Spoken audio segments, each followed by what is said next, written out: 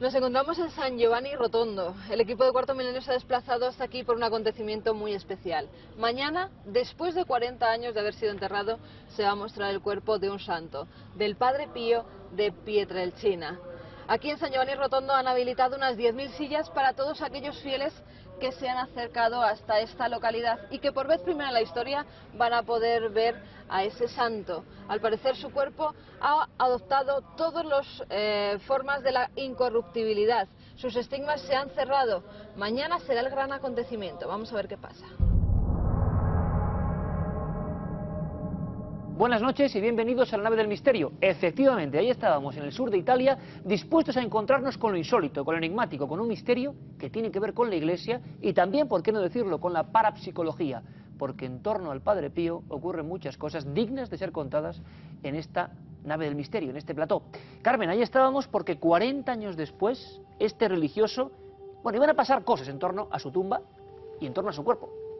Buenas noches y buenas noches a todos ustedes. Pues sí, hace meses que conocíamos ya la noticia sobre la exhumación del Padre Pío, un santo conocido en todo el mundo. Y fijamos nuestro punto en San Giovanni Rotondo, porque allí es donde estaba enterrado. Sabíamos que su cuerpo iba a ser desenterrado, pero había muchas incógnitas, muchas cuestiones. Sobre todo, ¿estaría incorrupto después de 40 años? ¿Seguiría manteniendo los estigmas que durante 50 años tuvo en sus manos, en sus pies e incluso en el costado?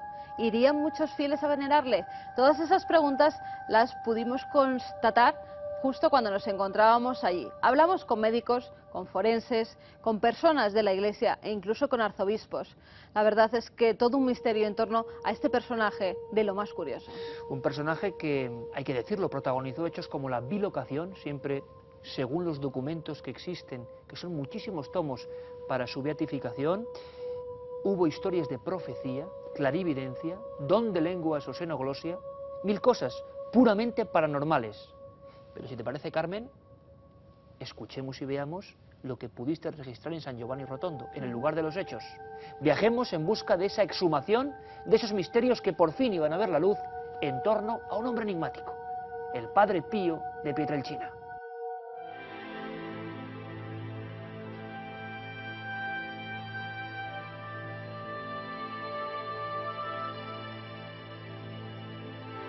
Nos encontramos en San Giovanni Rotondo. Esta es la sala de prensa que ha sido habilitada para los medios de comunicación. En breves momentos nos van a mostrar a todas las televisiones el cuerpo del Padre Pío, pero aquí en esta sala, medios de todo el mundo ya hemos podido ver en exclusiva cómo se encuentran los restos del santo.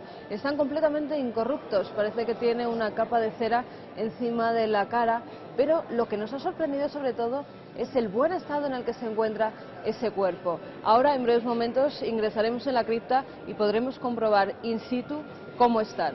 Medios de todo el mundo, como veréis, están justo detrás de mí, mandando sus crónicas, sus fotografías, y solamente desde España ha venido Cuarto Milenio hasta San Giovanni Rotondo.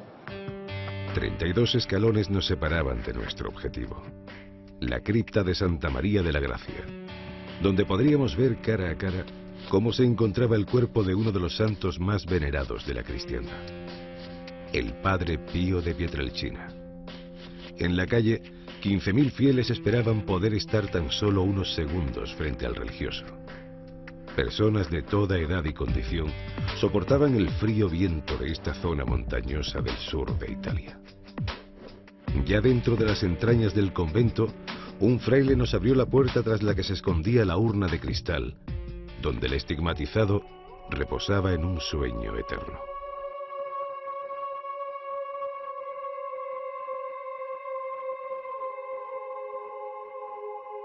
Impresionaba ver su rostro casi sonrosado, con las manchas en la piel propias de los 81 años que tenía, las ojeras en el mismo estado en el que se encontraban cuando dejó este mundo, y una barba blanca perfectamente peinada. Nunca habíamos visto un cuerpo incorrupto que se encontrara en tales condiciones. ¿Pero era el mismo estado que tenía cuando le exhumaron? ¿O su cuerpo había sido tratado por la ciencia? En lo que se refiere al asunto de la máscara, hemos tomado la decisión de cubrir el rostro consensuando la opinión médica, la del tribunal eclesiástico y la de los padres capuchinos. Hemos considerado, pues, de mutuo acuerdo, ofrecer la imagen del Padre Pío que todos conocemos. El 2 de marzo de 2008, hacia las 12:30 de la noche, una comitiva de médicos y religiosos se reunía en torno a la gran tumba de mármol del Santo de los Estigmas. Hacía 40 años que su cuerpo reposaba bajo 1 metro de tierra y 3 toneladas de piedra. Pero, ¿por qué se exhumaba ahora al santo? Hemos creído oportuno proceder a la exhumación, ya que necesitamos también este tipo de señales. La Iglesia de siempre, del pueblo cristiano, tiene esta devoción por la reliquia del santo. El cuerpo está bien conservado, después de pasar 40 años en un lugar muy húmedo. Pero sobre todo, cuando le han sacado, no tenía ningún mal olor. Varios capuchinos extrajeron poco a poco los ataúdes donde reposaban los restos del Padre Pío de Pietrelcina. Sus compañeros de convento oraban y rompían a aplaudir cuando el ya corroído ataúd de cobre salía del agujero. Monseñor de Ambrosio rompió los lacres con los que se certificaba que tras ser enterrado su cuerpo no había sido manipulado. ¿Se habría producido el milagro de la incorrupción? El cuerpo tiene un volumen impropio para un cadáver, pero este volumen es suyo. Hemos oído comentarios, pero aseguro que el volumen es suyo. Ha sido un momento de gran conmoción por parte de todos nosotros cuando hemos destapado el lateral del cuerpo del Padre Pío y hemos visto un color rosa. Y he preguntado, doctor, ¿qué es? Y él ha dicho, es la carne rosa. Rosa, rosa. Otro de los enigmas que flotaban en el aire eran los estigmas que el capuchino había tenido abiertos y sangrando durante 50 años en manos, pies y costado. Se decía que todos los días se podía recoger una copa llena de su líquido vital, e incluso los médicos pudieron atestiguar cómo las palmas de las manos las tenía completamente agujereadas, hasta tal punto que se podía leer el periódico a través de ellas. Pero una vez enterrado, ¿en qué estado se encontrarían? ¿Quedaría alguna marca de las heridas milagrosas? En la última misa celebrada el 22 de septiembre, justo después de su muerte, se aprecia en la filmación algo sorprendente. Los estigmas de sus manos ya no son visibles. La primera señal extraordinaria fue que tuvo 5 heridas grandes, profundas y abiertas durante 50 años. Ya que las heridas de este tipo se gangrenan, se infectan y te llevan a la muerte o por el contrario, se curan dejando cicatrices en las manos, los pies y el costado. Todos los médicos, incluso algunos que no eran cristianos, eran agnósticos y de otras religiones, han visitado al Padre Pío y ninguno ha podido explicar con instrumentos de la medicina esta cosa tan prodigiosa. En torno a esta figura, que mueve hasta su santuario a millones de peregrinos de todas partes del mundo, y es el más venerado de Italia, por encima de Jesús y la Virgen María, también se cierne la sombra del fraude. Durante 10 años permaneció recluido en su celda sin poder confesar a los fieles, ni dar misa o contestar a sus misivas, por orden del Santo Oficio. Este le llegó a poner incluso micrófonos en el pequeño habitáculo que le servía de vivienda, para comprobar que no se autolesionaba él mismo, aplicándose algún ácido. O tal vez querían comprobar si sufría los ataques del diablo. En muchos conventos existían los rumores de cosas y fenómenos extraordinarios, inexplicables. El Padre Pío venía alguna vez cojeando y malherido, fruto de esas visitas satánicas. Don de profecía, bilocaciones, ataques diabólicos, estigmas, olor a santidad, curaciones milagrosas, fenómenos paranormales que se concentraban en una sola persona. Un cuerpo que ahora ha vuelto a ver la luz, ante el clamor popular. Para los fieles, se ha desenterrado a un santo. Para los incrédulos, todo es un fraude. Lo cierto es que este pobre capuchino de Pietrelcina no deja a nadie indiferente. Si no, miren fijamente el rostro de este singular personaje.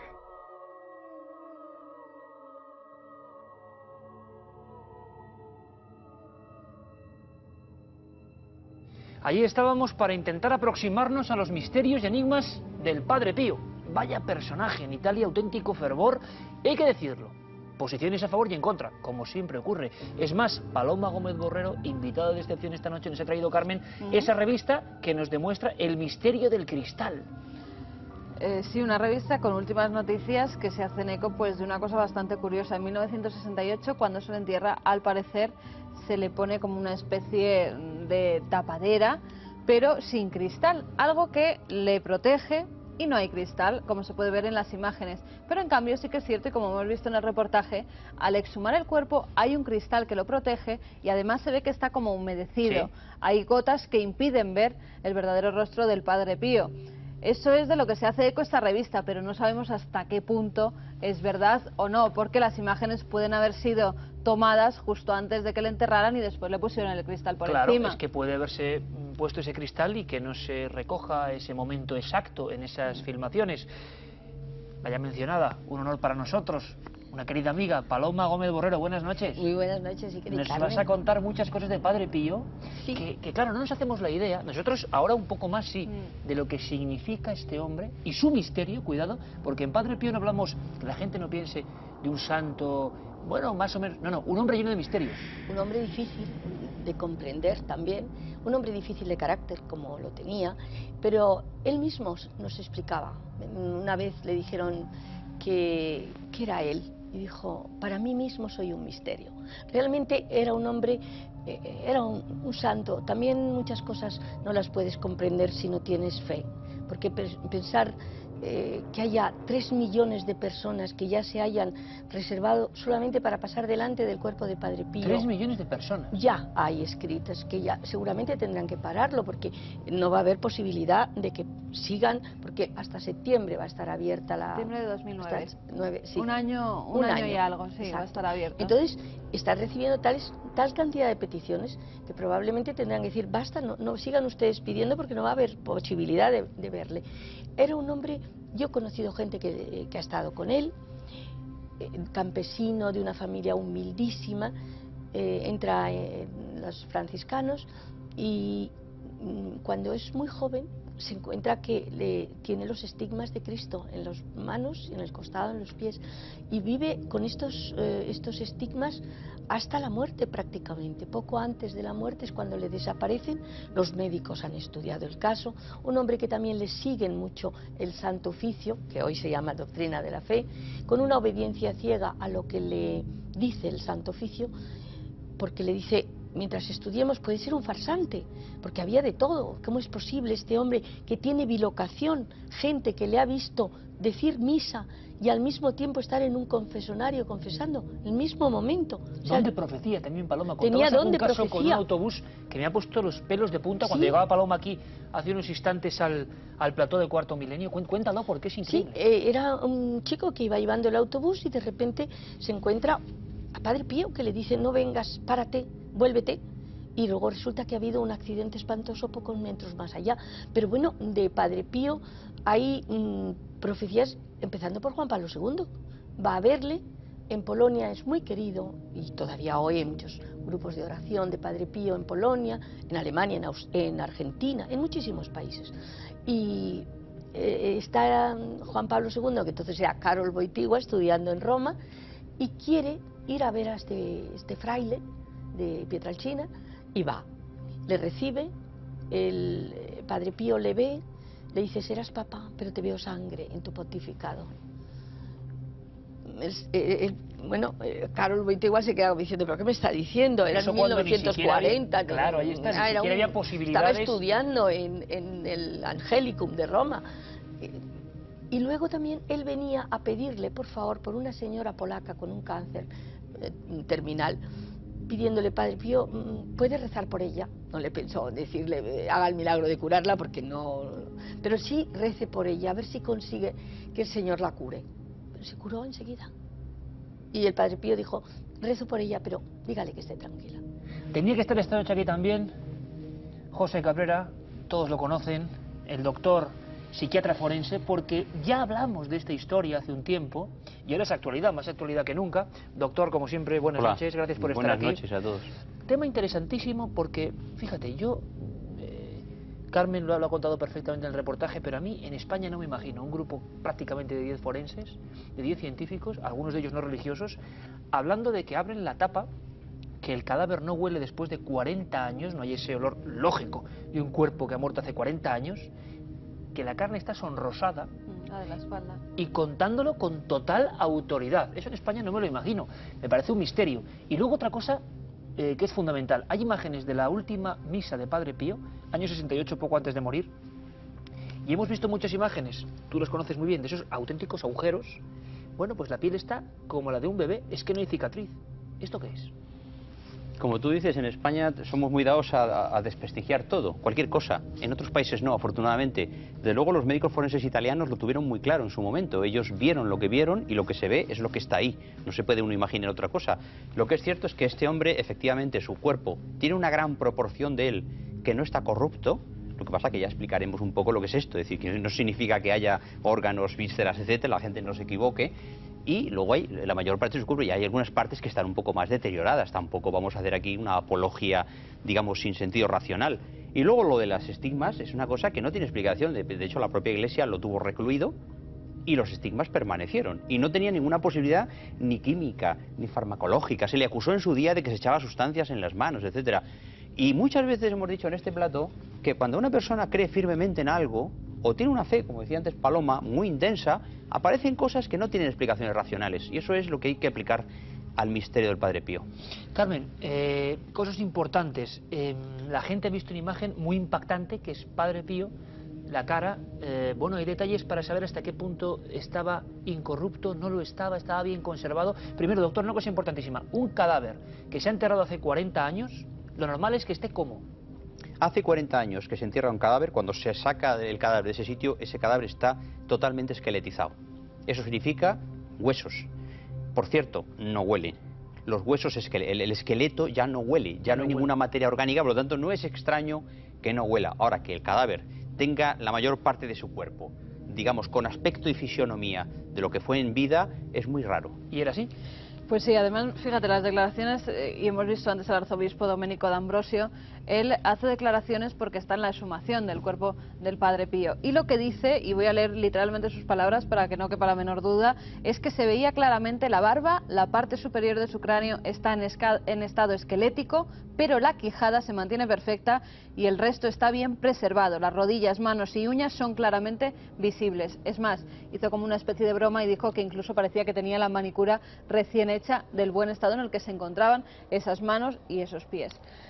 Lo que nosotros vimos, pues vimos un cadáver perfecto, porque además parecía incluso que tenía sus propias manchas en la cara, no parecía que tuviera una máscara de nada, aunque sí que es cierto que en la rueda de prensa posteriormente se dijo que había sido tratado con una cera y también que habían encargado pues como una especie de mascarilla para ponerle encima y que los fieles lo vieran tal y como era. Se lo encargaron a un museo, al Museo de Cera de Londres, y la verdad es que hicieron un trabajo perfecto. Estaba la persona que realizó ese trabajo en esa rueda de prensa, justamente el que se encontraba más a la derecha. No habló en ningún momento, pero sí que es cierto que se refirieron a él en varias ocasiones para decir que el trabajo había sido pues muy bueno. ¿Otro enigma o no? El cuerpo en el mismo tamaño, el mismo volumen. Lo decían los forenses, sí, 40 años después. Eso no es tan extraño, ¿eh? Si la persona él no era muy grueso. No. Cuando la persona no es gruesa, la grasa, la gente, claro, cuando dice Paloma, la gente muy gruesa se descompone más rápidamente. Él era un hombre enjuto, que era una anacoreta, o sea, vivía con lo que come un gorrión. Por lo tanto, esos cuerpos se mantienen prácticamente igual porque se desecan. Es decir, pierden el agua, pero digamos que el gusano que tendría que ir allí a comerse ese cadáver no tiene que comer. Pero podría mantener la piel sonrosada, como se decía y como decían los médicos, que la piel estaba sonrosada, que parecía que todavía tenía vida. Sí, pero ese sonrosado es el color que queda de que haya habido sangre, porque eso no se descompone y queda un color rosado, lo que no significa que dentro haya sangre o capilares, claro, que es lo que nos da a los vivos el color rosa.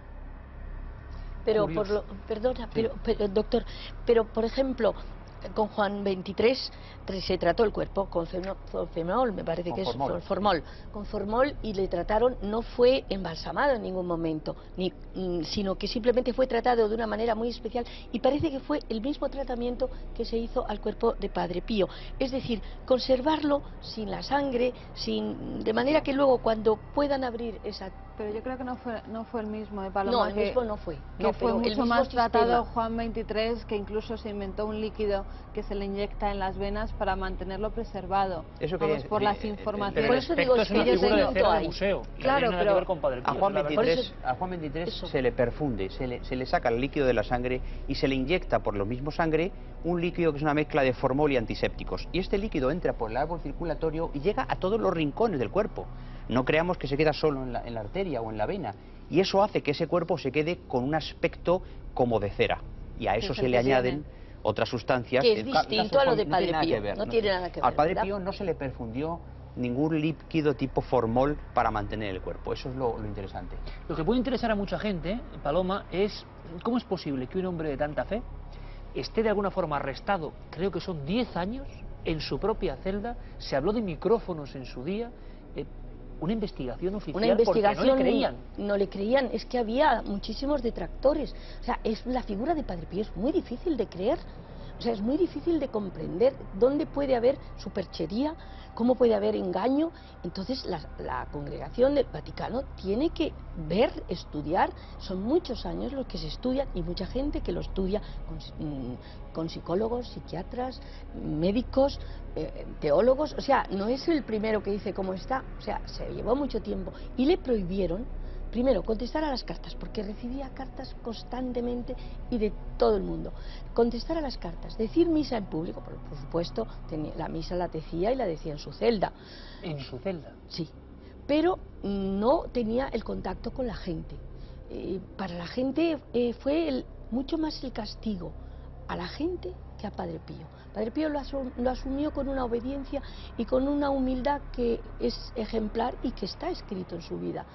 Y cuando pasó ese tiempo, no es que fue la doctrina de la fe, que efectivamente empezaron a ver que no, que era verdad, que los estigmas no había nada de superchería, ni de engaño, ni de nada.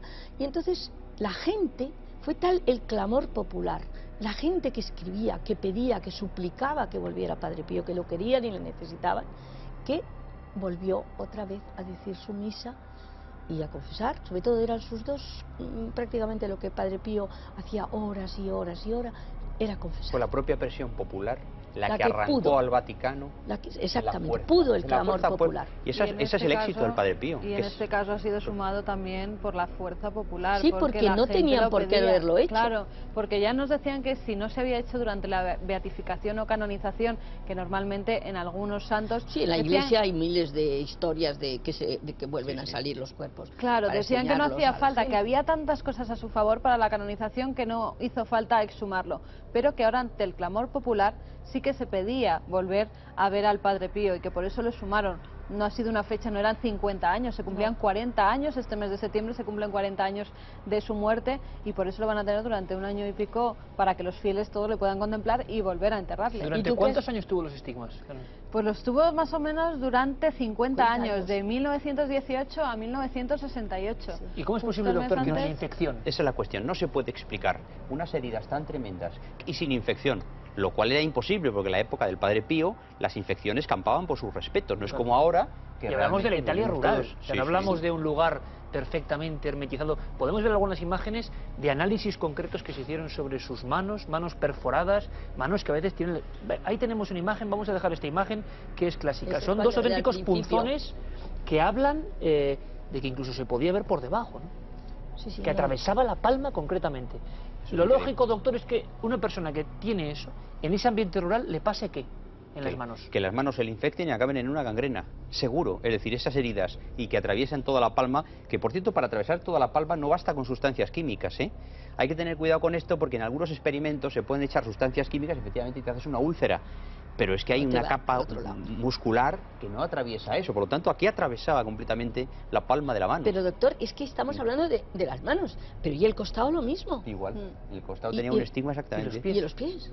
O sea, era un puro sufrimiento que este hombre, con unas heridas que no se podían explicar de ninguna manera. Además, él mismo también sabía que se iba a morir, por ese don de profecía, porque poco antes de su muerte, cuando se le empiezan a cerrar un poco los estigmas, dice que ya se está acercando su final. Y justamente la noche, vamos, noche digo porque da la misa, la última misa a las 5:30 de la madrugada, mañana, sí. que además se le ve al pobre ya que le tienen que coger, la tiene que dar sentado en una silla, estaba muy mal, pero él dijo que quería seguir hasta el último momento dando esa misa.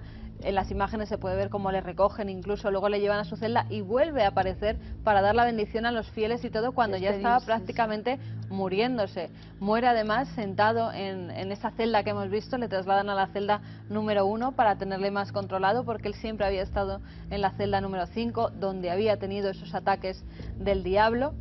Y en esa celda número 1 todavía se conserva el oxígeno, la bombona de oxígeno, los zapatos que tenía, el sillón donde él, mirando hacia la ventana, pues da su último suspiro. Bueno, hay una cosa que es muy curiosa, Paloma, que lo hace distinto este caso a todos los demás, y es la sensación de que este hombre tenía ese don de profecía. Hemos hablado de accidentes que de alguna forma él veía antes de que ocurrieran, llegar a avisar a personas que estaban iban a punto... a su iglesia. Porque es un lugar difícil, hay que decir, Oye, remoto. eso, curvas, además, es terrible. Claro, y entonces este hombre, incluso en las confesiones, se da la circunstancia a veces embarazosa, Paloma, de que sabía la vida Sí, perfectamente. yo nunca, cuando me decían, ¿por qué no vas a ver al Padre Pío y te confiesas con el Padre Pío? Digo, ni hablar, porque es que el Padre Pío, que tenía, era muy bondadoso, muy cariñoso, con gente muy sencilla, gente que le veía, pues que iba porque creía en Dios y más que... Pero los que iban para verle como si fuera un barracón de feria... Que lo sabía también. sabía.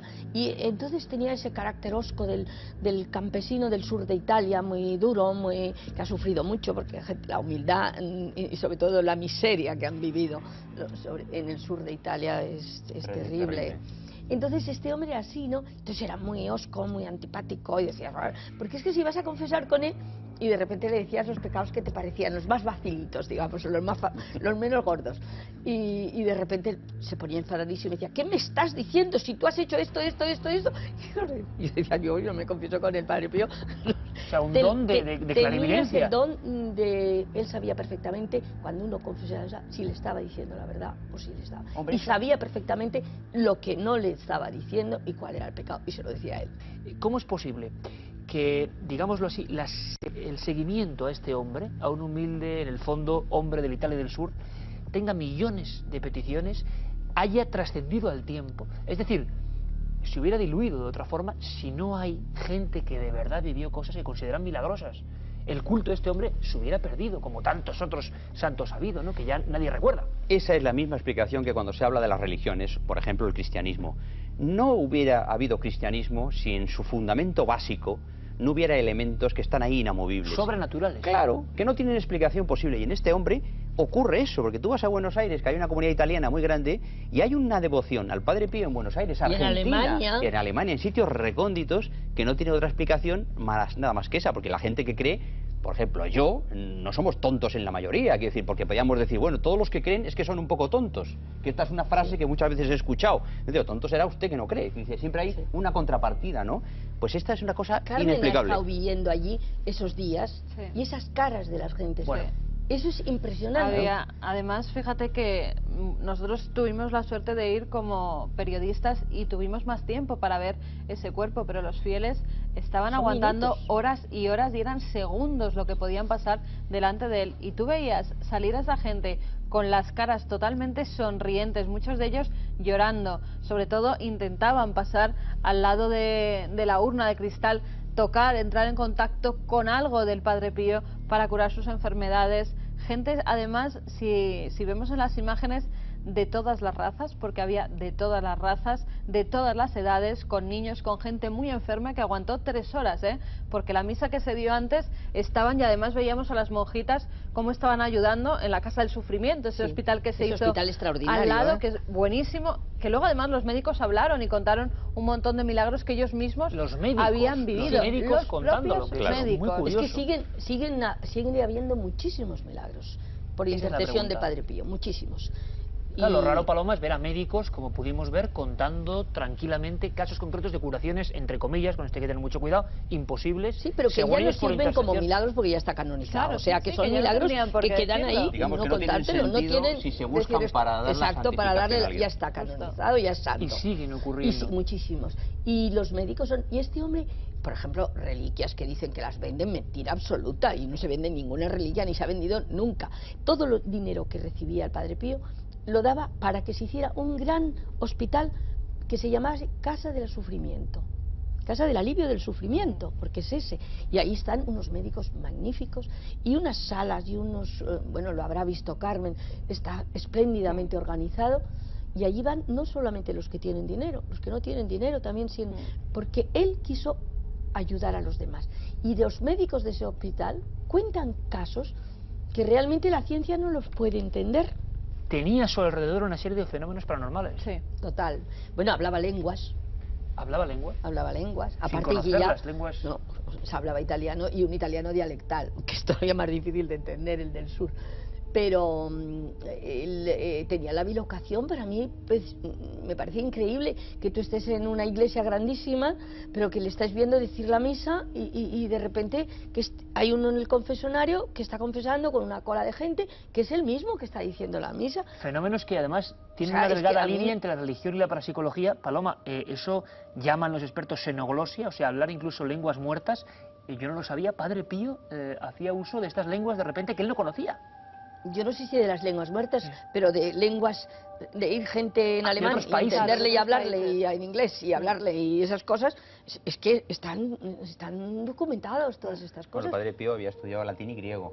No En profundidad, pero lo que es entender a un alemán en un idioma Entendía alemán, todo, él podía eso confesar en su idioma, en sí. Ahora, muchos idiomas porque le entendía para perfectamente que a la tengan- persona. yo, sin quitar la parte misteriosa que tiene esto, debo decir que en algunas ocasiones la intuición de un sujeto extraordinario puede llegar a comprender algo que dice alguien en una lengua extraña por la expresión no verbal. Pero sin llegar, doctor, que en la sin llegar confesión al- tenemos claro, una especie sí, de pero rajilla que no le ves. Ya lo sé, pero quiero decir, el tono de voz, la forma de decir las cosas, ya lo que ocurre, yo me estoy poniendo un poco como abogado del diablo, claro, un poco, porque si no va a parecer esto un juego floral. Pero efectivamente hay cosas que no están demostradas, que no se van a poder demostrar nunca y que son misterios que este hombre tenía. Y están ahí, y están confirmados por médicos de mucho prestigio. Vamos a hacer una cosa, doctor, Paloma, Carmen. Vamos a ver otras imágenes que impactan. Hablamos de otros supuestos incorruptos, misterios de la religión, cuerpos. Nunca sabremos realmente, siendo objetivos, cómo estará realmente la cara, ¿no? del Padre Pío. Pero hay otros muchos ejemplos. Estos serían incorrupciones, pero o realmente momificaciones, doctor, ¿no? Son momificaciones, Sí. eso son momificaciones. Es decir, desecado, el cuerpo se deseca y queda con un aspecto de cuerpo, pero lógicamente no es lo que se puede decir incorrupción. Tenemos algún documento más. Vamos a ir viéndolos, Carmen. Claro, algunos en el ámbito de la religión impresionan porque realmente se queden así, con este aspecto. También hay quien dice que había una serie de técnicas, ¿no?, antiguamente para preservar un cuerpo. Ahora, no debía ser tan fácil ni estar en manos de cualquiera esa posibilidad, ¿no? No, no es tan fácil, pero en algunos casos, por ejemplo, parece, este tiene yo una creo que capa sí, de sí. parafina. Eso tiene Es una capa de esta es parafina. Ana María Taigui, que además ella no era religiosa. Ella era una mujer, tuvo 7 hijos. Siempre, sí que es verdad, estuvo ayudando a los más pobres, aunque ella pertenecía a una familia muy pobre. Sufrió muchos de los fenómenos que sufre el Padre Pío, porque también sufría ataques del demonio en determinadas ocasiones. También decía que tenía presentimientos con la gente. De repente su marido llegaba a casa y se encontraba la casa llena de gente que iban a pedirle consejos porque le daba una serie de acontecimientos que le iban a ocurrir en su vida. La evidencia. Claro, y la nombra santa porque ya en vida la gente de su alrededor en Roma la tenía como una santa. Hoy en día se muestra tal y como la vemos en una urna de cristal y está en la iglesia de San Crisógono en Roma, que tú la conocerás, Paloma. Sí, en el Trastevere. Seguimos, vamos a ver más documentos. Hay algunos realmente curiosos. Esta es Santa Bernadette de Subirús, ¿no? La Sí. protagonista de los acontecimientos célebres de De Lourdes. Lourdes. Además que ella Muy muere impresionante, con ¿eh? unas enfermedades terribles que yo creo que eso para la incorrupción es todavía más difícil, porque sí que tiene que haber algún tipo de corrosión, ¿no?, en la misma carne. Ella tenía tuberculosis. Sí. Y echaba sangre por la boca cuando tosía. Pero se da el caso, fíjate, de que cuando se tiene una enfermedad infecciosa grave, muy grave, como la tuberculosis, esta misma enfermedad evita que los insectos vayan a por ese cuerpo. porque los insectos no son invulnerables. Los rechazan. Sí, señora. Entonces hay algunos casos de cadáveres que han muerto, sujetos que han muerto con una grave infección, que los animales propios de las vísceras cadavéricas no tocan el cuerpo porque es pura toxina lo que hay allí. El enigma del Padre Pío, seguiremos hablando de él 40 años después, expectación en Italia, detalles como 3 horas y media la televisión pública emitiendo en directo y un cuerpo que aparece así. Seguiremos hablando de esto y lo haremos con estos maravillosos amigos que conocen muy bien la historia desde el punto de vista científico y desde el punto de vista periodístico religioso. Paloma de Borrero, como siempre, un placer de verdad tenerte aquí. Iker. Hasta la próxima. Un gusto venir. Hasta la próxima. Doctor Cabrera, qué decirte, como siempre, muchísimas gracias. Aquí estaré. Y Carmen, ¿qué te parece ahora? Porque sé que ha impactado si volvemos a ver, aunque sea brevemente, esas caras de los que están ahí como dormidos en el tiempo, los incorruptos.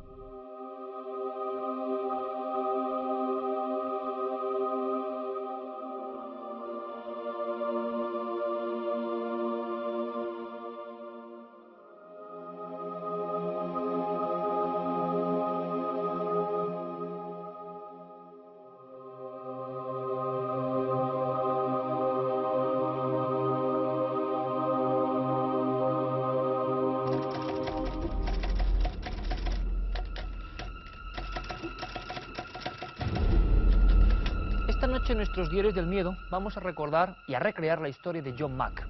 ¿Que quién era este hombre? Bueno, pues un prestigioso profesor de Harvard que de inmediato se convirtió en enemigo de muchísimos otros doctores que le criticaban. ¿Por qué le criticaban? Por sus investigaciones.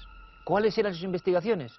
Muy sencillo, encuestar y tratar a personas que sufrían en mitad de la noche una extraña dolencia, algo que no se sabía explicar bien y que muchos interpretaban como visitas de origen sobrenatural.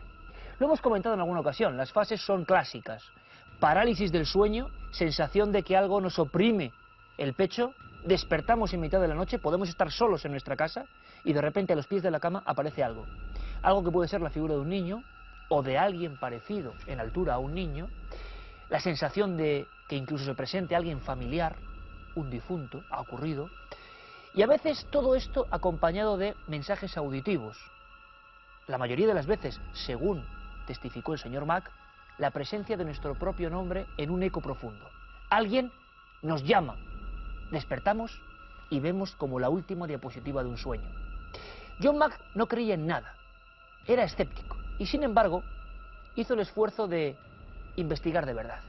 Y se encontró con miles de personas, entrevistó a cientos de ellas, categóricamente, analíticamente, y se dio cuenta de que personas que vivían en localidades separadas por miles de kilómetros, el fenómeno que acontecía en su habitación era el mismo, la misma visión, personas que no tenían ningún contacto, personas de diferentes edades, de diferentes entornos socioculturales, lo que veían era lo mismo, y se presentaba a los pies de la cama por algo. Luego pasó algo difícil de creer con John Mack, y eso es lo que hemos recreado.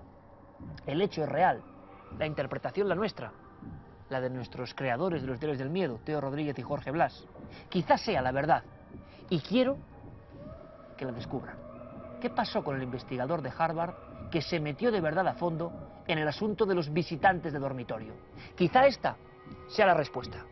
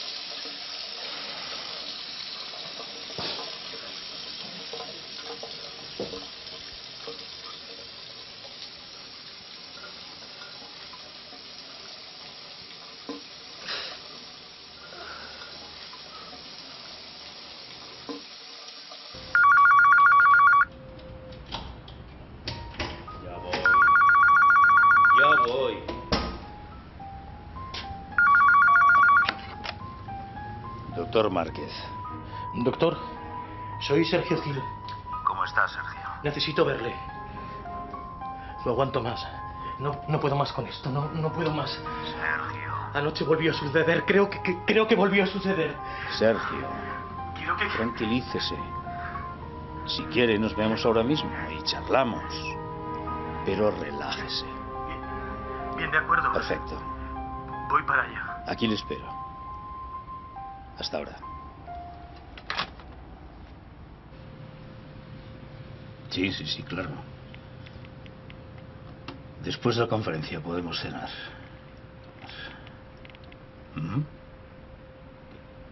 ¿Quedamos a las 10? En tu casa. Bien. Pedro, te tengo que dejar. Me parece que acaba de llegar un paciente. Sí. ¿Quedamos ahí? Bien. Hasta luego.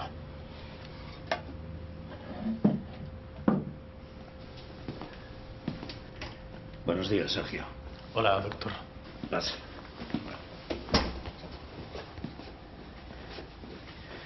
Muy bien, usted dirá. Doctor, creo que ha vuelto a suceder. Me he despertado con un dolor de cabeza terrible y muy cansado, como si hubiese estado despierto toda la noche. ¿Cree que ha vuelto a suceder? ¿Y qué recuerda esta vez? ¿Las luces, la parálisis? No, nada de eso. Pero la sensación era la misma. Bueno, quizá las experiencias han cesado y lo que sufre ahora son recuerdos, consecuencias... Doctor, le digo que ocurrió. Anoche volvió a suceder.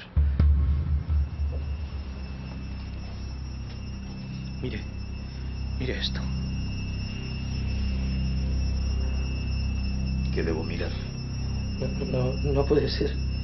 Tenía aquí... ¿A qué se refiere? Joder.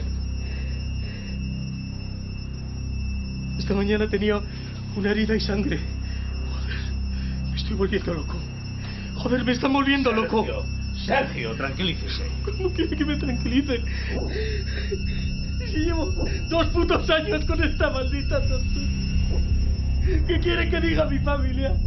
¿Qué quiere que diga mi trabajo? Perdone, jefe, hoy llego tarde porque han venido los comercios grises y se han llevado a su puta nave espacial. Somos las bajas. Sergio, tiene que tranquilizarse. Tiene que ayudarme, doctor. No quiero que vuelva a suceder. No quiero que vuelvan a llevarme ahí. No lo soporto más.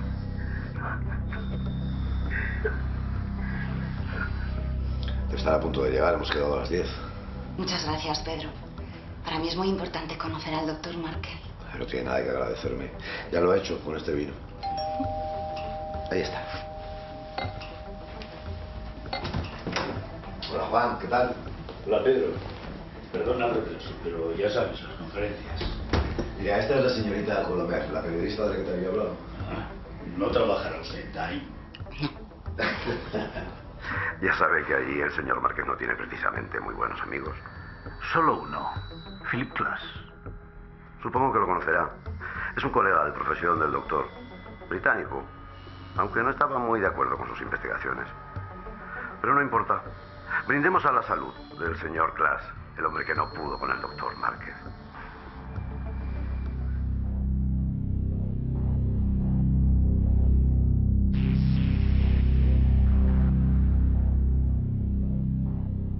¿Cuándo se interesó de verdad por el tema ovni, las abducciones y toda esa fenomenología? Interesarme de verdad, como usted dice, fue en enero de 1990, cuando conocí a Bud Hopkins. Me quedé consternado con lo que me dijo. Como probablemente sabrá, los psiquiatras son muy buenos encontrando explicaciones psicológicas o psicosociales a la mayoría de los fenómenos humanos. Pero eso simplemente no tenía sentido. No pude darle ninguna explicación. Hombres y mujeres que decían ser secuestrados por seres de otro mundo. Testimonios casi calcados, a pesar de ser relatados por gentes que no se conocen, que viven a millares de kilómetros, los unos de los otros. Gente en pleno uso de sus facultades mentales.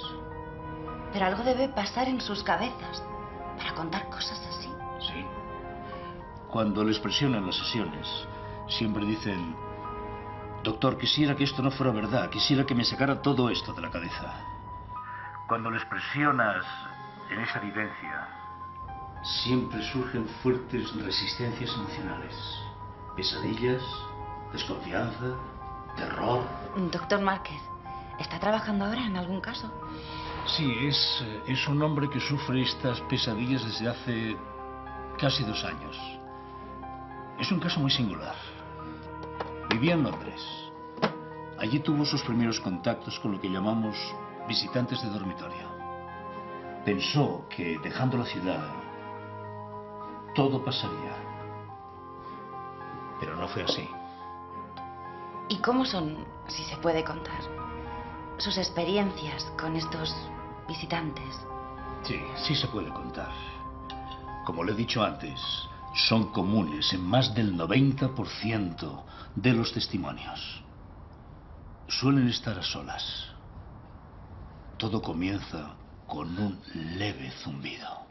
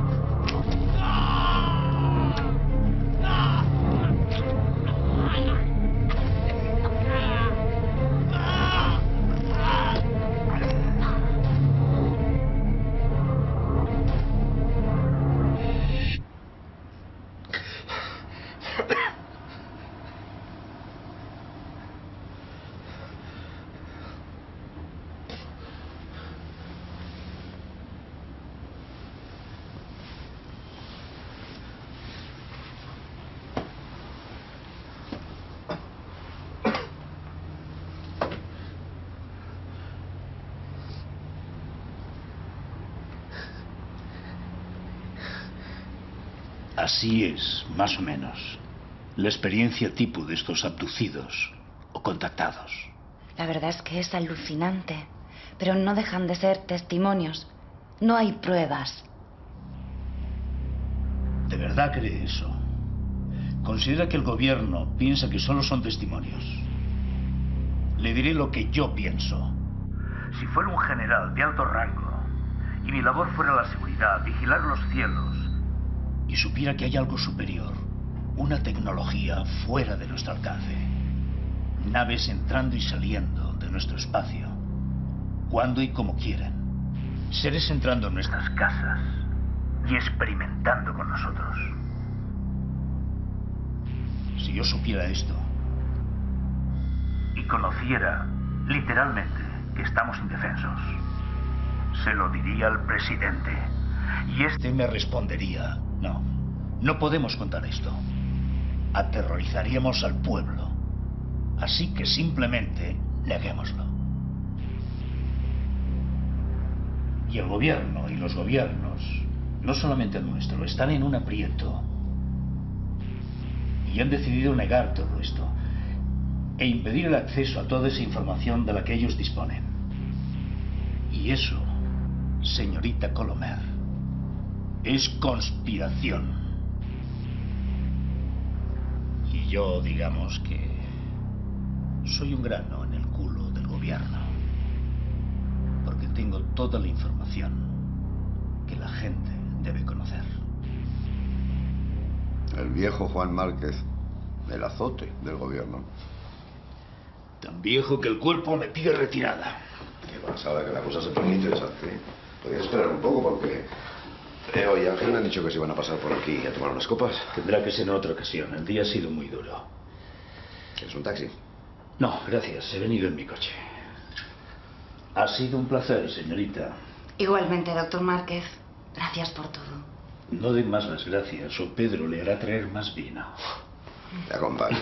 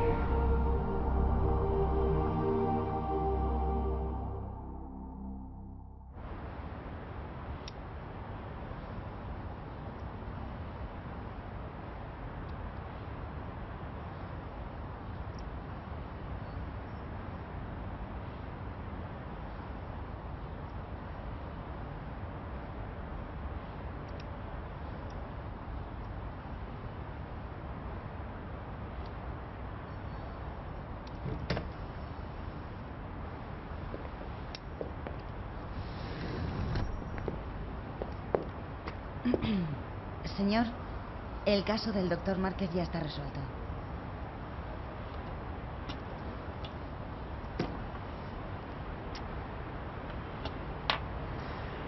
Hemos perdido a Sergio Gil. Se suicidó en su casa.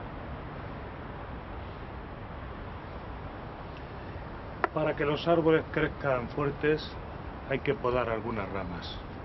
Retírese.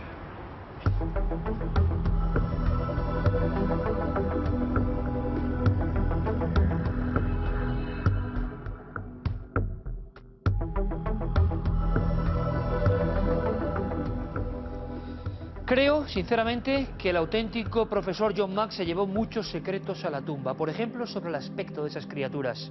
Recuérdenme que al final del programa les cuente algo sobre eso, sobre esos seres que aparecían. Recuérdenmelo. Ahora, mientras tanto, vamos con imágenes. Imágenes de lo que hace no mucho tiempo sería una auténtica ficción, un imposible. Nadie creía a Julio Verne. Y ahí lo tenemos, Carmen. La realidad del calamar gigante.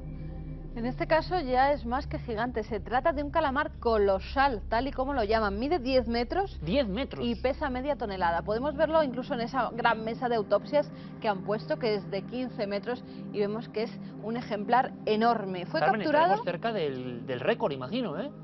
Por eso, son animales colosales.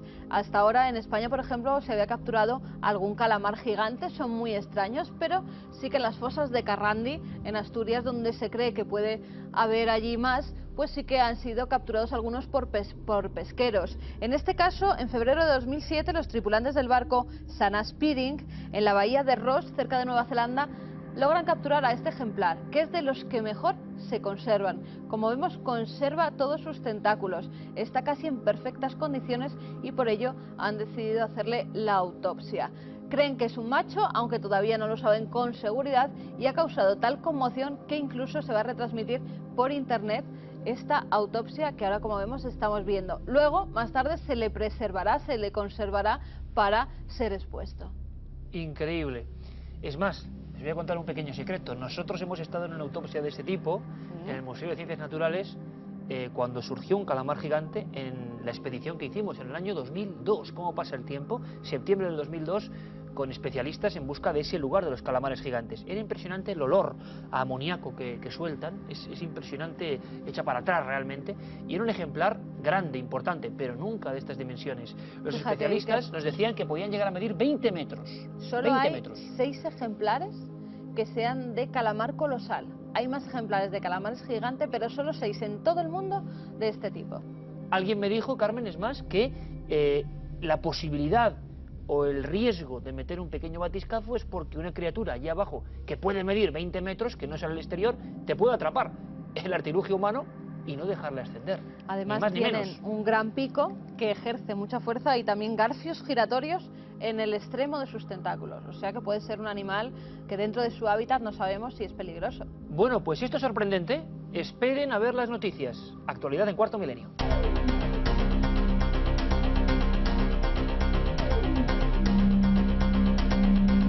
Seguramente recuerden cómo hace unas semanas hablábamos de Amenofis IV, Akenatón, el faraón hereje, el más extraño, y en parte extraño por su aspecto físico. Los misterios en torno a qué enfermedad tenía continúan, Carmen. Pues sí, porque ahora un médico de la Universidad de Yale ha estudiado al faraón Akenatón y ha llegado a la conclusión de que sus formas femeninas se debían a una mutación genética. Esta mutación hizo que su organismo convirtiera más hormonas masculinas en femeninas de las necesarias y además su cabeza era alargada debido a una afección en la que los huesos del cráneo se fusionan a temprana edad. Según el doctor Braverman, el faraón tenía una apariencia andrógina, caderas anchas y pechos, pero era varón, fértil y tuvo 6 hijas. Braverman, que estudia la salud de sus sujetos en base a retratos, usó estatuas y grabados de Akenatón para llegar a estas conclusiones. Ahora el médico pretende realizar análisis de ADN en la momia que se presume pertenece al faraón. Recuerdan, la tumba KV, Kings Valley, Valle de los Reyes 55, todo un misterio. Hablábamos de Padre Pío, mencionábamos las reliquias. Reliquias son noticia. En este caso, reliquias artísticas, porque desde hace unos días se exhiben en el Museo Nacional de Damasco algunas reliquias iraquíes que han sido recuperadas tras ser robadas durante la invasión estadounidense en Irak. Por el momento se han recuperado 4.000 de las 15.000 piezas de arte sumerio, asirio y babilónico que fueron robadas del Museo Nacional iraquí. En esta exposición también se han mostrado manuscritos islámicos y sirios e iconos cristianos. Los artículos que se exponen provienen de los archivos del Museo Nacional de Damasco, de la Biblioteca Nacional Assad y varias iglesias y monasterios.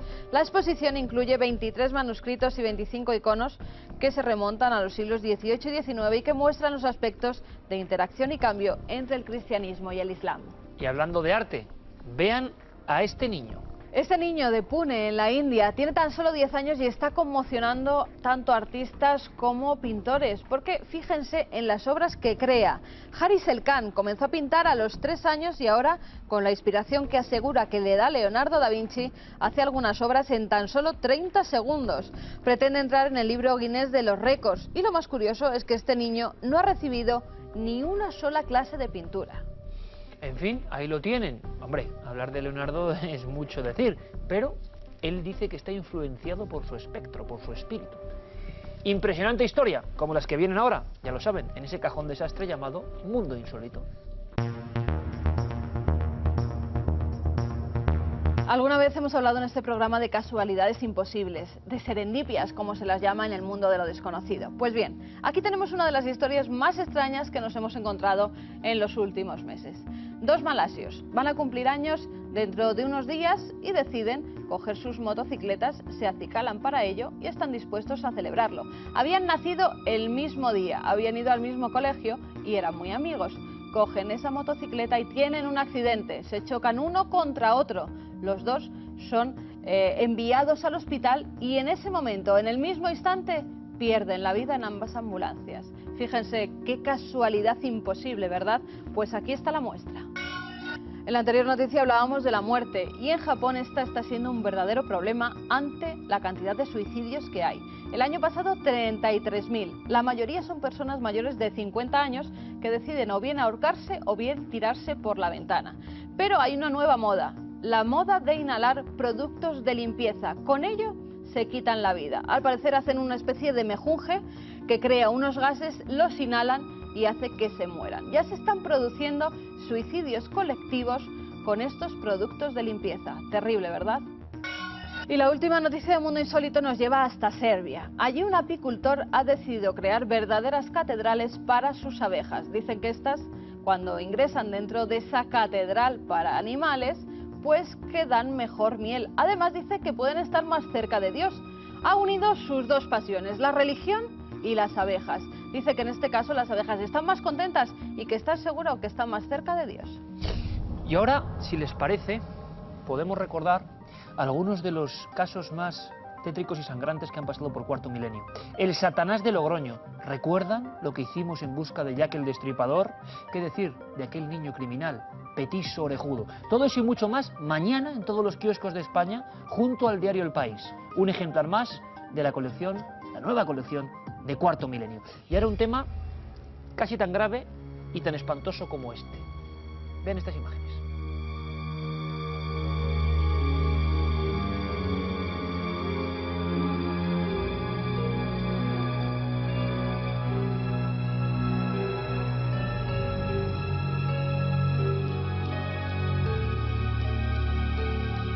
Hagan la prueba de abrir las páginas de los diarios por las secciones internacionales o de economía. Se van a dar cuenta de que, como si fuera un espectro de otro tiempo extraño, se ha colado una palabra que hacía tiempo estaba absolutamente desterrada. Hambre. Hambre en el mundo. Las principales autoridades de la ONU ya dan la voz de alarma. ¿Qué está pasando? Desde luego no tenemos todas las piezas del puzzle. Lo que sí podemos hacer es un viaje hacia lo que fuimos nosotros mismos, los españoles. Un pueblo que ha pasado mucha hambre. Hay quien dice que hoy en día, en esta era de la opulencia y la tecnología, de este homo digitalis, comemos muy rápido y comemos mucho porque somos producto de eso, de generaciones, de ancestros que miraron a los ojos del hambre. Ese hambre que pintó Goya, ese hambre de la peste negra y ese hambre de la posguerra, por ejemplo. Hay muchas historias, muchos documentos, muchas curiosidades que van a encoger su alma, estoy seguro. Vamos a viajar a este tema tabú. La España del hambre. El ser humano, a lo largo de la aventura de la vida, ha hecho frente a enfermedades, plagas y guerras. Siempre se ha sobrepuesto. Pero hay un mal que desde los albores ha estado presente en el planeta, aniquilando a todos los seres vivos.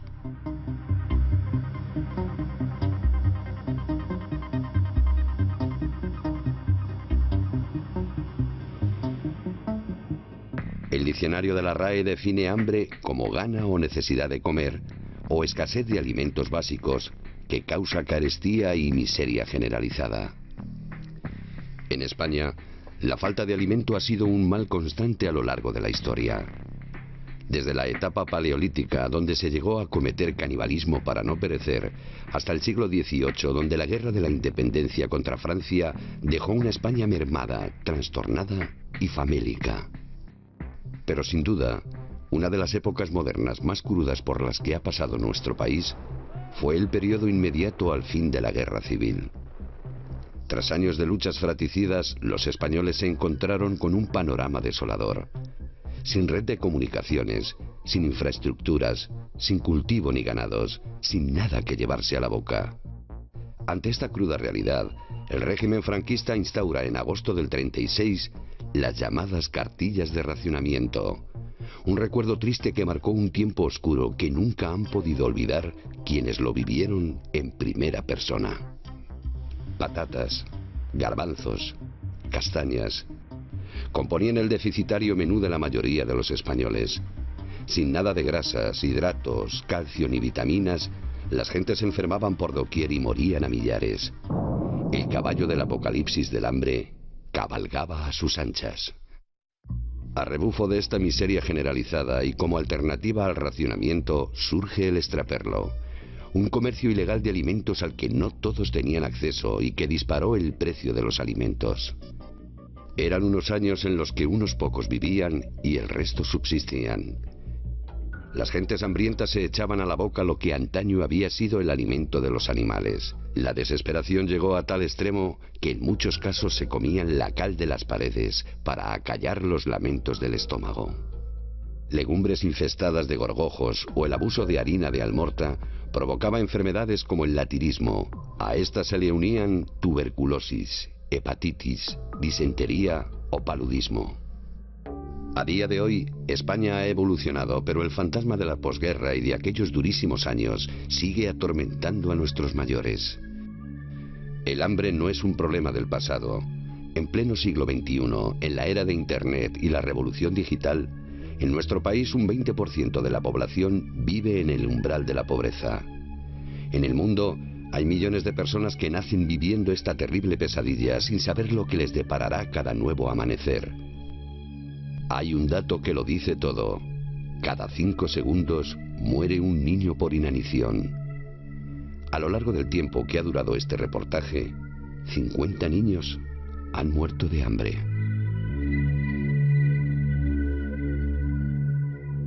De alguna forma abrimos un tema un poco tabú, pero muchísima gente que nos sigue va a recordar también muchas cosas. Miguel Ángel Almodóvar hizo este libro que podemos decir que es único en su especie, El hambre en España, y me gustaría que viesen muy atentamente la fotografía, porque él podría haber elegido fotografías y grabados y documentos incluso mucho más aterradores. Es un hombre comiendo, pero en esta foto, en este arquetipo profundo hay muchas cosas. Quizá está la España de muchas hambres, ¿no?, acumuladas. En la época de posguerra esta imagen se convierte en icono gráfico, que es el que van a recordar muchos amigos. Miguel Ángel Almodóvar, bienvenido, amigo. Bien hallado. Vaya trabajo, a mí me pareció descorazonador en algún momento, pero real como la vida misma, ¿no? Ya nadie habla del hambre, pero lo hemos pasado. Sí, yo creo que la hemos pasado desde el inicio de nuestra historia, incluso desde antes de nuestra historia. Yo, haciendo un juego de palabras, digo que el hambre, en España el hambre es más antigua que el hombre, porque si pensamos que estos restos de Atapuerca, que como todo el mundo sabe son únicos en el mundo, nunca se han encontrado 6 ejemplares humanos completos en el mismo lugar, se encontraron allí porque son el resultado de un festín, es decir, se los comieron en el sitio y por lo tanto pues allí han permanecido hasta ahora. Pues desde Atapuerca hasta probablemente los años 50, 60 del pasado siglo se pasó muchísima hambre. Es curioso en la historia de España la innumerable cantidad de años del hambre. El año del hambre se recuerda, siempre se habla del año del hambre. 41, ¿no? Mucha gente recordará el año 41. El año 41 pues probablemente es el más cercano en nuestra memoria, pero también ahora que estamos, no sé, conmemorando o recordando la guerra de la independencia, pues hay otro año del hambre verdaderamente brutal y probablemente es el mejor contado tanto narrativamente como gráficamente, que es el año de 1812, cuando ya pues parece que el problema se había resuelto y es cuando empieza el verdadero problema. Hay que recordar que en una ciudad como Madrid murieron 21.000 personas de hambre en un tiempo muy corto, prácticamente en unos meses. Fue un hambre atroz, desoladora, es un hambre feroz, pero ha habido muchas otras. En España creo que tenemos memorias de hambre extraordinarias. A lo largo de toda la historia, ¿no? A lo largo de toda la historia. Y desapareciendo. Sí me gustaría que la gente se fije, bueno, por cierto, sí, no hace falta ni decirlo, pero revisiten a Goya, por favor, porque van a ver duda cosas que superan cualquier imagen. Nada de lo que podamos contar aquí con imágenes de vídeo puede superar la fuerza de los desastres de la guerra, donde aparece como una sombra también, Miguel Ángel, el hambre constante, el hambre atroz. Un pequeño detalle, ya en los años 20, el doctor Gregorio Marañón, en la famosa escena que hemos contado alguna vez del viaje a las Urdes, analiza muchos niños de los años 20 ya, Miguel Ángel, y el buen doctor pone en su libreta hambre aguda. Hambre aguda. Tremendo, ¿eh? Terrible.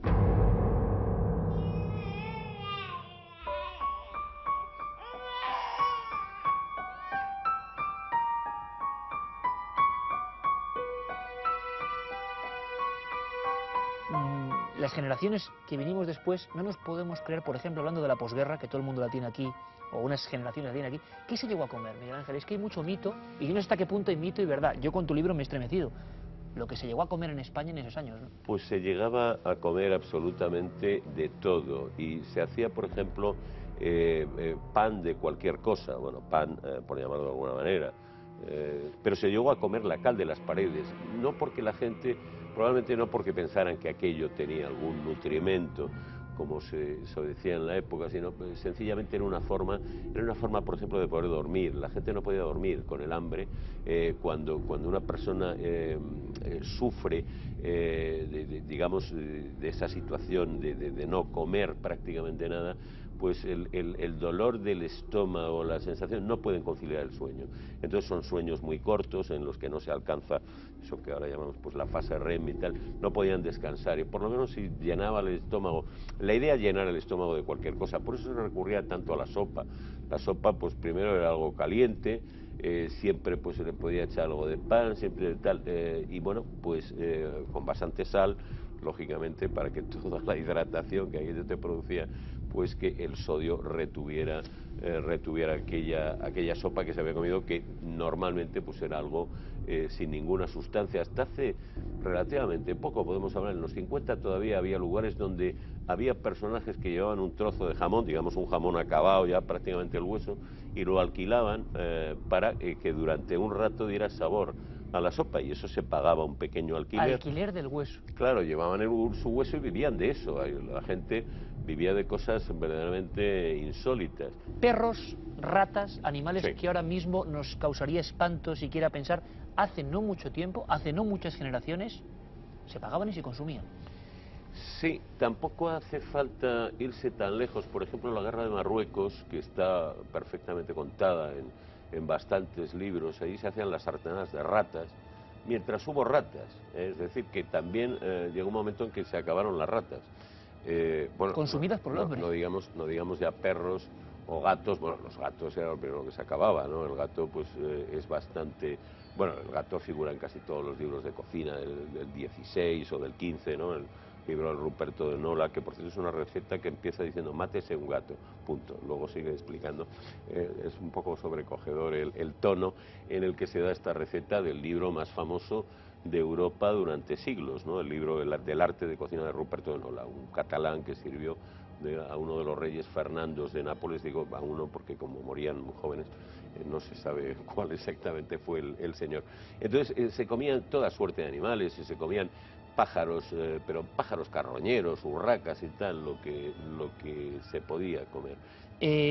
Cuando el hambre ya era atroz, hay casos como el del hambre calagurritana, que me gustaría que comentases. Y también después, si te parece, algunas afecciones, como el latinismo, que fueron propias de nuestro país por el hambre. Empezamos con el hambre calagurritana, que esto es como de película, pero real.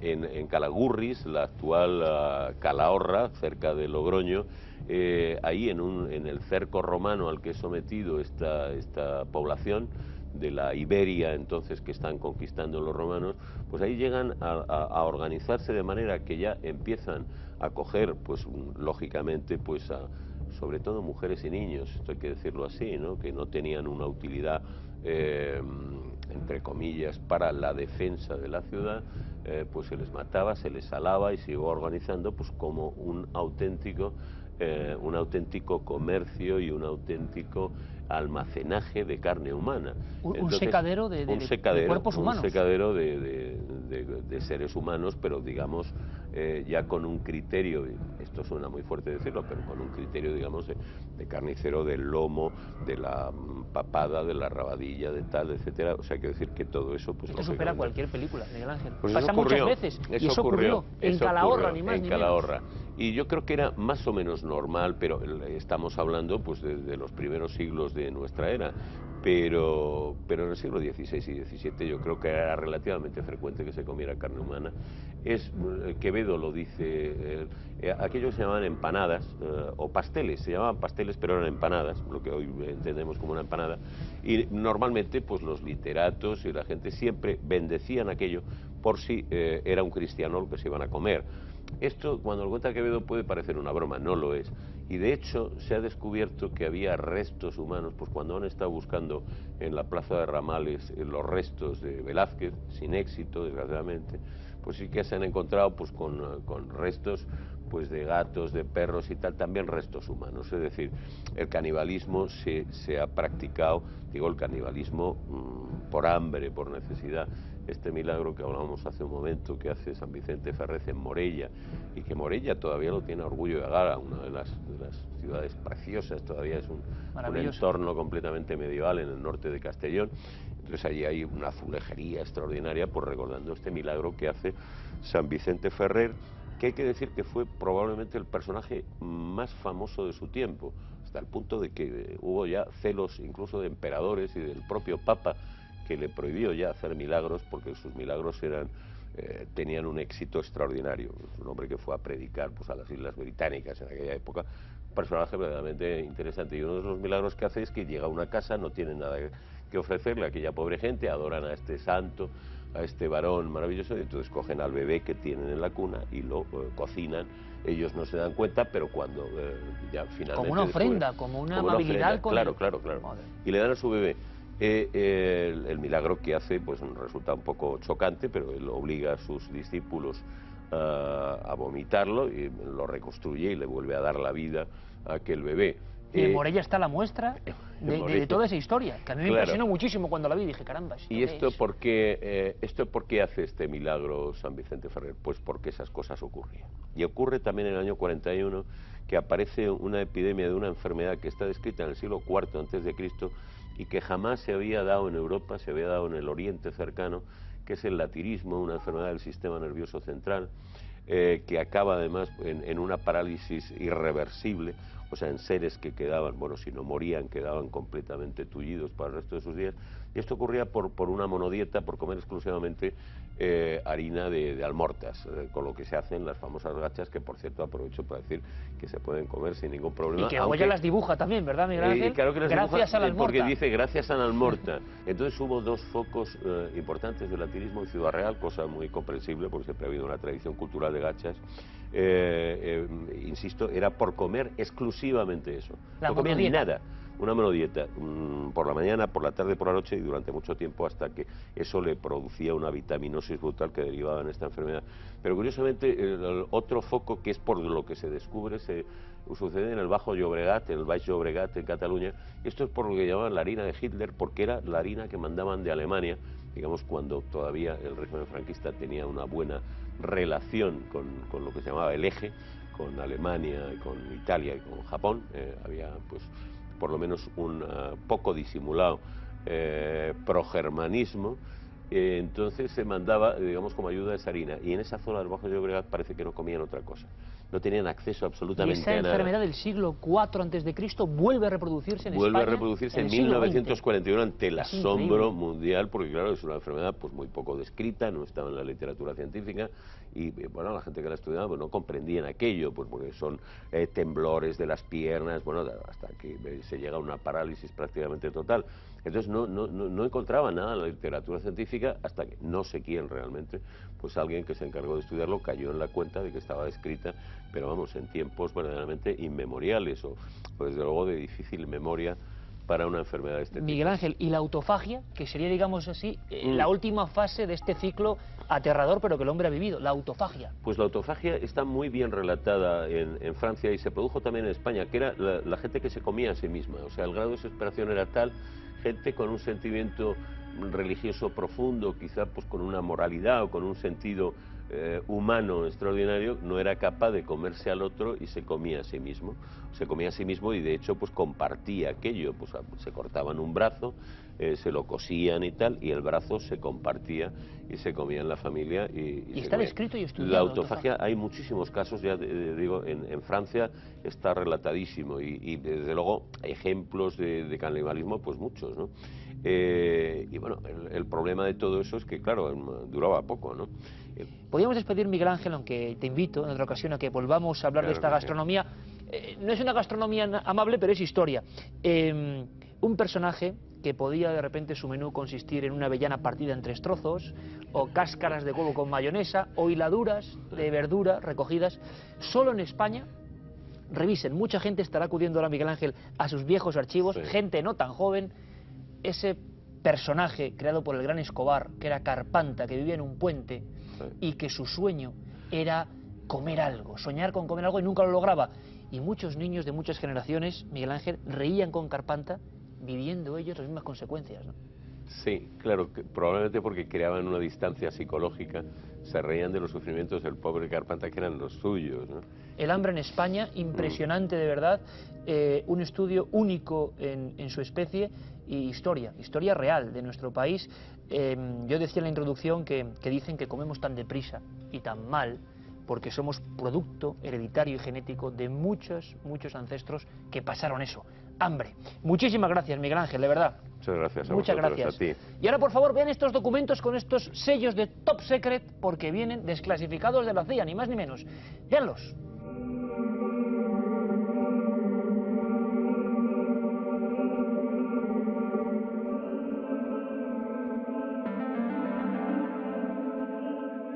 En la CIA se hacen cosas que es mejor no intentar explicar, dijo hace mucho tiempo el presidente Eisenhower. Quizás se refería exactamente a esto que tengo en la mano, documentos con el sello de Top Secret. Algunos exagentes los han llamado joyas de familia, las operaciones más tenebrosas, más increíbles. Ficción no, películas cinematográficas tampoco, rotundas realidades, y estremecen. Hablamos de control mental, de lavados de cerebro y de muchísimas más cosas. Vamos a adentrarnos en la sombra y en los misterios que rodean todavía a la enigmática Águila Blanca.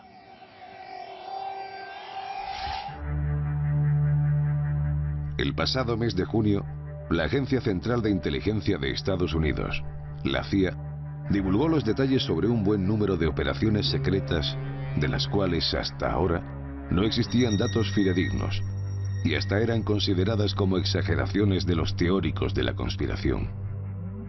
Entre ellas, los intentos de asesinar al líder cubano Fidel Castro y muchos otros de los abusos cometidos por ese organismo entre los años 60 y 70. Los documentos más comprometedores de la agencia, las conocidas como joyas de la familia, por fin están al descubierto.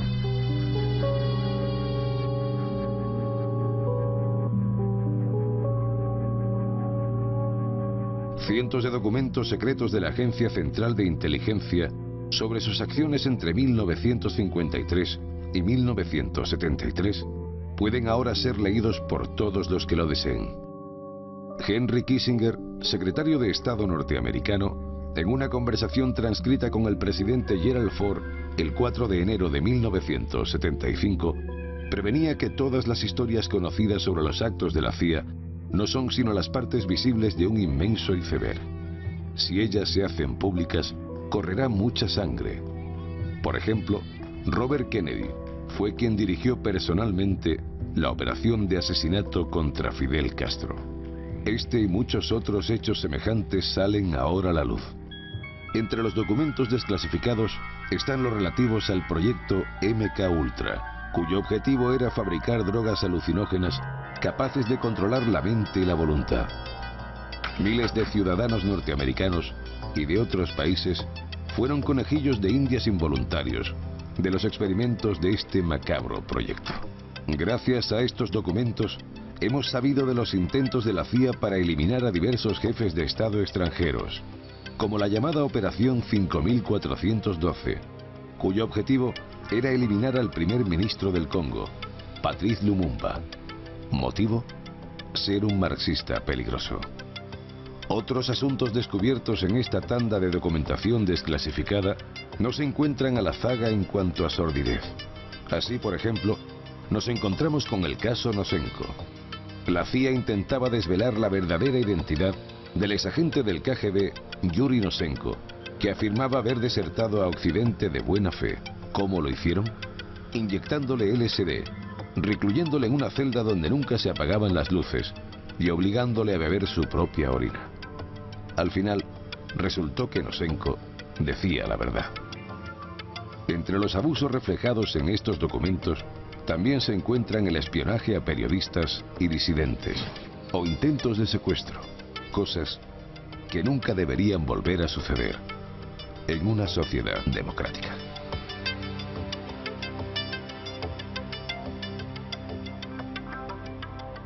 Creo que vamos a disfrutar enormemente de este debate. Vamos a hablar de la CIA en profundidad. Mito, verdad, manos negras que mueven el mundo, la tramoya de muchos misterios. Siempre la gente, casi por una especie de inercia popular, dice, la CIA estaba ahí. Digo últimamente que nos acompañan invitados de excepción, pero es que es la realidad más rotunda. Voy a presentarlo rápidamente y luego que nos cuenten y que aprendamos, que es lo importante. Por cierto, que Eric Frattini me tendrá que contar qué demonios son estos documentos que él llama joyas de familia. Quédense con el término. Nos acompaña ni más ni menos Gustavo de Arístegui, portavoz del Partido Popular en la Comisión de Asuntos Exteriores del Congreso de los Diputados, autor de algunos libros clásicos ya que estamos viendo. Gustavo, un placer y un honor tenerte aquí. Encantado, Iker, estoy encantado de estar aquí.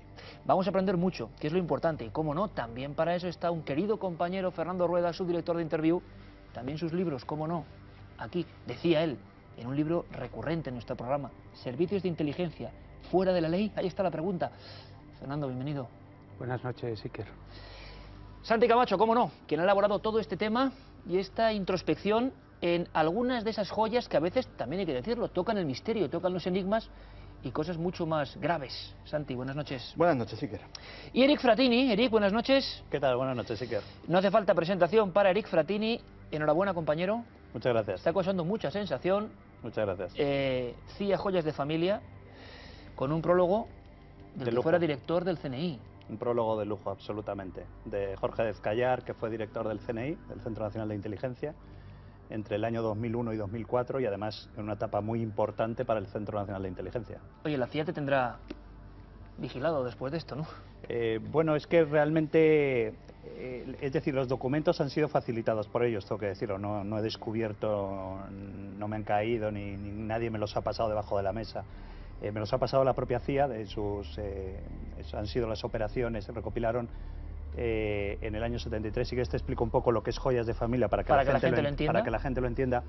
Joyas de Familia es, llega un nuevo director a la CIA, que es Schlesinger, James Schlesinger, y ordena recopilar al departamento, al directorio de operaciones de la CIA en Langley, les ordena recopilar toda una serie de operaciones encubiertas que violasen la propia carta fundacional de la propia CIA, es decir, en parte la Constitución de los Estados Unidos, porque a la CIA les prohíben espiar dentro de territorio americano.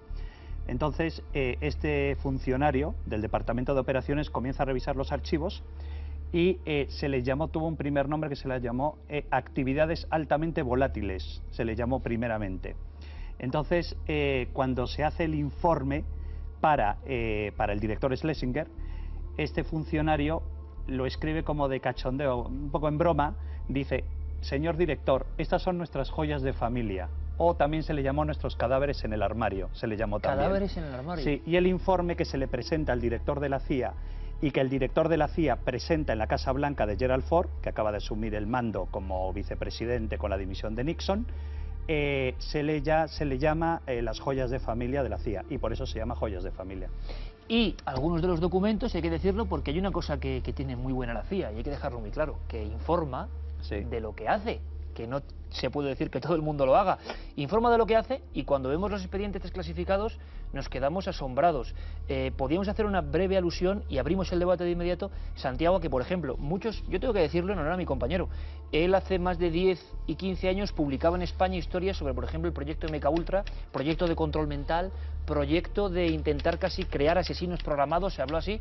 Todo el mundo pensó que eran cosas de misterios bizarros, incomprensibles, y caramba, ahora viene aquí, negro sobre blanco.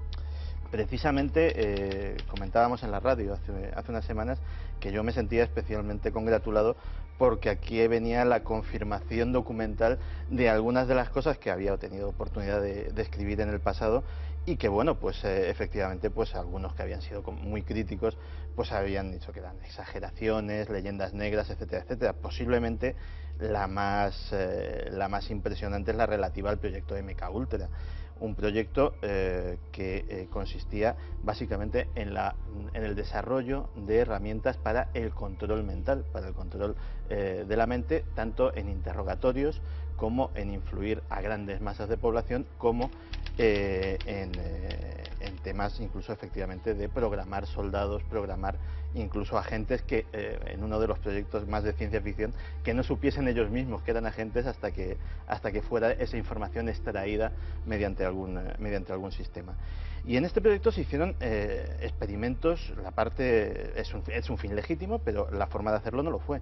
Y se hicieron experimentos sobre personal civil no voluntario, que no sabía ni que ellos mismos estaban siendo partícipes de estos experimentos, enfermos de psiquiátricos, reclusos, soldados y hasta ciudadanos de a pie. Por ejemplo, una de las cosas más curiosas que vemos en estos documentos es un subproyecto del proyecto MKUltra que se llamó Clímax de Medianoche, que consistía en que la CIA en Los Ángeles instaló una serie de prostíbulos regentados por ellos, en los cuales las habitaciones tenían espejos falsos a través de los cuales se podía filmar, y las prostitutas estaban aleccionadas para drogar con LSD concretamente a los clientes y bueno, ver qué pasaba. La justificación documental de este experimento era ver cómo se podía utilizar el sexo combinado con las drogas para extraer información de funcionarios, de altos funcionarios de países enemigos, etcétera, etcétera. Fue un proyecto que vulneró los derechos humanos más elementales durante muchos años. Pensemos que en un presupuesto multimillonario como es el de la CIA, MK Ultra, mientras estuvo funcionando, absorbió el 6% de ese presupuesto. Estamos hablando de muchos millones de dólares, y del que sabemos poco porque en un hecho único en la historia de la CIA, el jefe del Departamento de Servicios Técnicos, que era el doctor Stanley Gottlieb, cuando una comisión del Senado de los Estados Unidos le requirió buena parte de los documentos de esos experimentos, los destruyó, con lo cual lo que tenemos es una parte de lo que se hizo. El resto que se lo indica podemos... que algo pasó incluso en esa parte que puede estremecer más y que ahondaremos en ella, del control mental, lavado de cerebro, cosas que nos parecen ficción. Yo creo que ahí hay una cosa que Santi lo ha contado muy bien, pero todavía que a mí me impresionó mucho de MK Ultra, que fue que los experimentos se hacían, por ejemplo, con prisioneros de la Segunda Guerra Mundial que eran simpatizantes nazis, y que entonces a los cuales hubo algunos experimentos, se les instalaba chips en la cabeza para tratar de controlar sus reacciones. Cuando veían que las reacciones no se producían, los mataban. Es decir, el efecto era dramático de los dolores que tenían, pero los mataban a todos. Y la mayor parte de los civiles en los cuales se hicieron esos experimentos tuvieron el mismo final, fueron asesinados. Es decir, todo aquel drama tan tremendo acabó con decenas y decenas de personas muertas en Europa, que se produjeron muchos de los y en Estados Unidos, ¿no? Es decir, que las consecuencias fueron dramáticas. Y en propios miembros de la CIA. ¿Tú conoces bien? Sí, sí. Cuéntalo del caso de Frank Olson, ¿no? Sí, sí. Yo vamos, para el libro conseguí hablar con Eric Olson, que es el hijo de Frank Olson, que es... este hombre era un comandante que pertenecía a la división de temas químicos, de guerra química del ejército americano, y trabajaba en el equipo de Sidney Gottlieb, el director del departamento técnico de la CIA, que es el que dirigió el cabeza pensante de todo lo que fue el programa MK Ultra, y bueno, probaron una sustancia de un potencial de LSD y se lo dieron en una bebida a Frank Olson. Este hombre sufrió muchísimas depresiones y misteriosamente, pues 15 días después de suministrar la sustancia, se tira desde una 10ª planta de un hotel de Nueva York. Hay una investigación, además todo esto que te relato, parte me lo ha contado Eric Olson, su hijo, luego te explico por qué, porque la familia incluso demandó públicamente a la CIA, hay una demanda que además me mandó el documento de la demanda, y parte, hubo una investigación policial del Departamento de Homicidios, del Departamento de Policía de Nueva York, donde, claro, le sorprendía mucho que cuando en la ventana desde donde él se tira de un hotel de Manhattan están marcadas las uñas en el marco de la ventana. Entonces dice que claro, que una persona que se va a suicidar, que es muy extraño que se quiera agarrar a la ventana. Y claro, todo esto quedó, digamos, de cierta forma escondido en los archivos de la CIA hasta que se ha desclasificado Joyas de Familia y se abrió. Eso sería una joya de familia. Gustavo. Eso es una de las joyas de familia. Una cosa importante, antes estábamos hablando, antes de comenzar esta emisión, y comentabas una cosa interesantísima. Me decías, no tiene nada que ver la CIA de los últimos 20 años con la que había antes. Incluso con los últimos 30. Yo creo que hay que clasificar los últimos 30 años en diferentes fases. Los últimos 10 años de Guerra Fría, 79-89, los 10 siguientes años de la Guerra Fría, 89-99, y los siguientes 10 años. Vamos a ver, todas las democracias del mundo tienen servicios de inteligencia y son servicios imprescindibles para la defensa de los intereses del país y deben convertirse, idealmente, en un instrumento más de la defensa de los derechos y libertades fundamentales. Eso es lo que tiene que ser un servicio de inteligencia, como lo son la policía y la Guardia Civil en España, las fuerzas de seguridad, etc. En segundo lugar, es decir, es evidente que estábamos en ese momento en la Tercera Guerra Mundial. La Tercera Guerra Mundial era la Guerra Fría y, por lo tanto, estábamos no solamente con conflictos interpuestos donde ambos grandes bloques y sus servicios de inteligencia aliados y enemigos estaban siempre metiéndose todo lo que podían porque era absolutamente imprescindible. Fue una guerra larguísima, de hecho una de las más, quitando la guerra de los 100 años, la Guerra Fría es la guerra más larga de la historia de la humanidad. Tendemos a olvidarnos que tiene centenares de miles de muertos. Es decir, la guerra de Corea es una parte de la Guerra Fría, la guerra de Vietnam es una parte de la Guerra Fría, las guerras de África, las guerras de Centroamérica, todas son partes de la Guerra Fría. Algunos golpes de Estado que ya se han desclasificado, se sabe que obviamente estaban allí manos oscuras de un lado y del otro. Pero claro, es decir, justamente como la CIA forma parte de una democracia que desclasifica los papeles y que tiene una obligación de transparencia y que al cabo de un tiempo se acaba sabiendo prácticamente todo, eso no ocurre del otro lado. O sea, los secretos de la KGB pueden ser mucho más terribles y lo que se sabe es absolutamente espeluznante, ¿no? También estábamos diciendo, lo decía Santi me parece, que el FSB ruso no tiene nada que envidiar a sus predecesores. En fin, eso es un rumor que corre en diferentes partes. Pero bueno, aquí hay una cosa que hay que meter en la discusión desde este mismo momento, y es que no hay secretos eternos. Vamos a hablar de uno clásico, ¿verdad? Uno de los secretos más delicados de la Segunda Guerra Mundial, que era la fecha, el lugar, las tropas, el método de desembarco del día D, no valía absolutamente nada el 7 de junio del 44.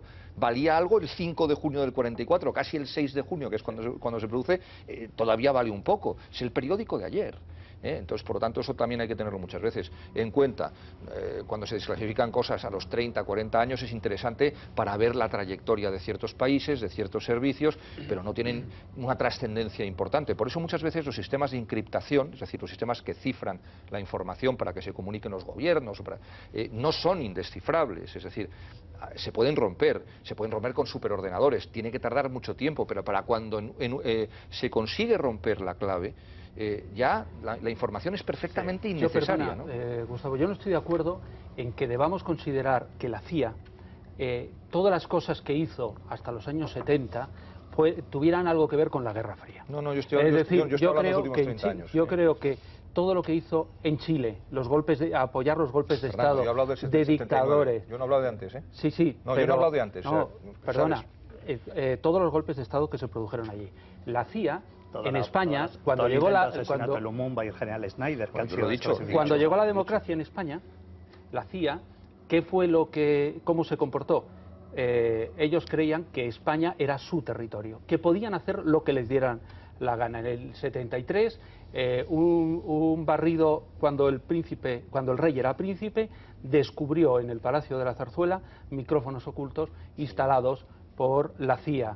En los años 80, ya con el gobierno socialista en España, descubrieron que a la CIA, una de las cosas a las que estaba dedicando mayor esfuerzo era a investigar la vida privada del vicepresidente del gobierno, Alfonso Guerra. Por cierto, por primera vez en los años 80, después de este conocimiento, el gobierno decidió echar a todos los agentes conocidos en la estación de la CIA.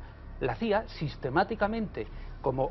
es verdad, otros servicios secretos también, pero la CIA especialmente se ha dedicado a violar todas las normas y a actuar siempre más allá de la ley. Que me permitas un paréntesis, es decir, para que no vaya a quedar aquí ante la audiencia que yo estaba defendiendo lo que hacían antes. Yo hablé de 3 etapas de los últimos 30 años, no estoy hablando antes del 79. Es decir, creo que hay una evolución muy clara, desde la OSS, que es el servicio de inteligencia que se crea durante la Segunda Guerra Mundial, que es el precedente de la CIA, como tú muy bien sabes, la Oficina de Servicios Estratégicos, y después su sucesor, que es la CIA, a partir del año 45. Entre el 45 y el 79 es una CIA, del 79 al 89 es otra, del 89 al 99 es otra, y del 99 hasta nuestros días es otra. Eso yo creo que la CIA yo creo que la CIA yo creo que la CIA tampoco ha cambiado tanto, es decir, puede haber cambiado también en parte. Ha evolucionado, ha evolucionado, yo creo que sigue haciendo las mismas cosas que hacía antes, lo que pasa ahora a lo mejor con más medios. Yo creo también que ha tenido una etapa... ¿Es el servicio de inteligencia con más medios del mundo, Eric? Sí, yo creo que sí. ¿En dinero? En dinero, efectivamente, de forma efectiva... El más poderoso del mundo en medios y en dinero es la NSA. Bueno, sí, la Agencia de Seguridad Nacional, pero bueno, colabora muy estrechamente con la CIA porque... Es el servicio de inteligencia técnico, el que tiene los satélites. Es que hay que especificar que en Estados Unidos hay un montón de servicios de inteligencia, que muchas veces hablamos, pero toda esa información de la NSA... Incluido el FBI, que es un servicio de inteligencia. De contrainteligencia. Va dirigida a la CIA, es decir, la CIA dispone de toda esa información de la NSA, como dispone... No toda. no la comparten toda. Sí, pero lo que yo sí que quiero decir es que, que la CIA, también gracias a ellos, que desclasifican muchísimos documentos, y sí que te das cuenta que entre el año 45, efectivamente, históricamente puede haber etapas, es decir, capítulos como los que cita Gustavo. Pero también estoy de acuerdo con el debate de Fernando de que el capítulo que cojas, cualquier capítulo que cojas, tiene mucha porquería. Es decir, no nos tenemos que ir muy allá, no nos tenemos que ir 30 años atrás.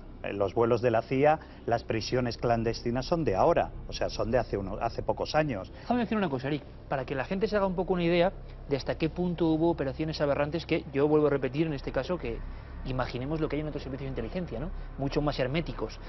Pero lo que sabemos es que, por ejemplo, a algunas personas, digamos esto como joya un poco macabra, ¿no? Hubo lavados de cerebro en ese proceso, el asunto del control mental era muy interesante en ese momento de la Guerra Fría. Hay una historia de un doctor que, en fin, es que yo creo que no se la van a creer y aparece. La historia de un doctor, Cameron. Hay un personaje efectivamente siniestro, que es un doctor canadiense, el doctor Ewen Cameron, porque cuando empieza a haber cierto revuelo con el tema de MK Ultra, no llega a ser público evidentemente, pero sí que en las esferas del poder empieza a decir, bueno, esta gente que está haciendo, trasladan buena parte del proyecto a Canadá. Siguen haciendo lo mismo, pero ya no en territorio estadounidense, con lo cual... en la frontera. En la frontera. Ewen Cameron era un psiquiatra canadiense que había tenido contactos con la comunidad de inteligencia norteamericana durante mucho tiempo. De hecho, curiosamente, y se verá el contrasentido cuando veamos lo que hizo, formó parte de los tribunales de los juicios de Nuremberg. Es carambolas de la historia. Sí, es una carambola y algo debió aprender por lo que hizo después. Y él empezó a trabajar en el proyecto MK Ultra. Y de hecho se puede encontrar en internet la información, porque hay hasta colectivos de afectados por las acciones de Ewen Cameron. Cameron, claro, encontró una forma de manipular la mente humana brutal, ¿no? O sea, absolutamente ya de pesadilla. Y cientos de mujeres, fundamentalmente, que acudieron a su consulta por depresiones, por males psiquiátricos relativamente benignos o relativamente leves, fueron devueltas a sus familias semanas después en un estado en que no sabían hablar, no sabían su identidad, no sabían andar, habían perdido el control de sus esfínteres, eran bebés recién nacidos de 20, de 30, de 40 años. Les había formateado por completo. Les había hecho, siendo muy gráfico, les había hecho un reset y les había dejado la mente completamente en blanco. El proceso era relativamente sencillo. Básicamente, explicándolo de una forma muy sucinta, la sometía a una cura de sueño muy larga, una cura de sueño de varias semanas, durante la cual les aplicaba electroshocks cada cierto tiempo. Ese proceso de ese sueño prolongado más los electroshocks tenía ese efecto colateral. Pues eso posiblemente, yo creo, incluidos los proyectos de asesinar a líderes extranjeros, los golpes de Estado, posiblemente de todo lo que se recoge, me parece lo más grave, porque estamos hablando de personas 100% inocentes, de señoras canadienses que tenían... Y 100% americanos, eso es lo peor. Y además, experimentos, porque el MK Ultra hay que decir que duró muchísimos años, porque el MK Ultra realmente lo autoriza Eisenhower, ya casi en sus últimos años de la administración Eisenhower. Les gusta mucho a los hermanitos Kennedy, que realmente las joyas de familia, las operaciones más sucias de joyas de familia son principalmente durante la administración Kennedy, porque tanto John Kennedy, el presidente, como Bobby Kennedy, que era el fiscal general, les gustaban mucho las operaciones de la CIA, les gustaban mucho las operaciones encubiertas de la CIA. Hay, por ejemplo, en joyas de familia, hay una cosa que está totalmente prohibida en cualquier democracia del mundo, que es pinchar los teléfonos a los periodistas. Bueno, pues en joyas de familia aparece una autorización firmada por Bobby Kennedy, que hay que decir que era el fiscal general de los Estados Unidos, es como nuestro ministro de Justicia. De Justicia y de Interior. De Justicia y de Interior, exactamente. Porque el FBI el INS y el Border Patrol dependen del Ministerio de Justicia, del fiscal general del Estado. Del fiscal general. Y Bobby Kennedy, en uno de los documentos que aparecen en Joyas de Familia, que se puede leer, autoriza los pinchazos telefónicos a una serie de periodistas, a la CIA, autoriza a la CIA una serie de pinchazos telefónicos a periodistas que eran molestos para la administración Kennedy. Estaba Jack Anderson, el famoso columnista del Washington Post, bueno, hay varios, del Washington Post y del New York Times principalmente. Incluso hay otra página de Joyas de Familia también muy interesante, donde el presidente Richard Nixon pide a la CIA a ver cómo ellos matarían a Jack Anderson, porque era un columnista que le estaba fastidiando mucho, y eso aparece en Joyas de Familia, lo puedes leer en Joyas de Familia. Lo he contado Santi también, que es estremecedor y que sería un poco, digamos, lo más extremo, ¿no? ¿Se llega a esto realmente? No hablamos de ficción, ¿se llegaron a este tipo de experimentos humanos? Claro, esto es que une mucho, hablaba Santi de los procesos de Nuremberg, claro, con experimentos que imaginamos solo en las mentalidades, por ejemplo, del Holocausto, ¿no? En doctores Mengele, ¿no? De alguna forma. Y esto ocurrió en otras partes, es lo que me puede aterrar, ¿no? Es que acabas de hablar de Mengele, solamente una cosa. Aquí se hizo en España, se hizo una operación que se llamó Mengele, fue bautizada en los documentos, que consistió muy básicamente en buscar un fármaco para intentar secuestrar a un ahora mismo conocido etarra que está en la cúpula, ha vuelto a la cúpula de ETA, que era Josu Ternera, que estaba en el sur de Francia.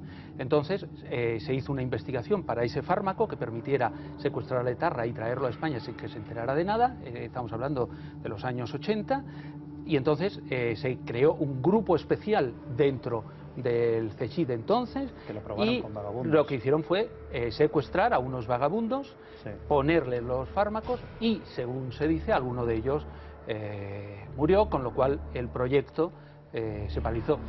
Pero era exactamente... Y se llamó Mengele. O sea, que no hablamos de ficciones, Gustavo, hablamos de historias que guardarán cadáveres en el armario. Claro, ¿qué se ha hecho entonces con cobayas humanas? Y los famosos asesinatos, por los métodos más sofisticados, ¿no?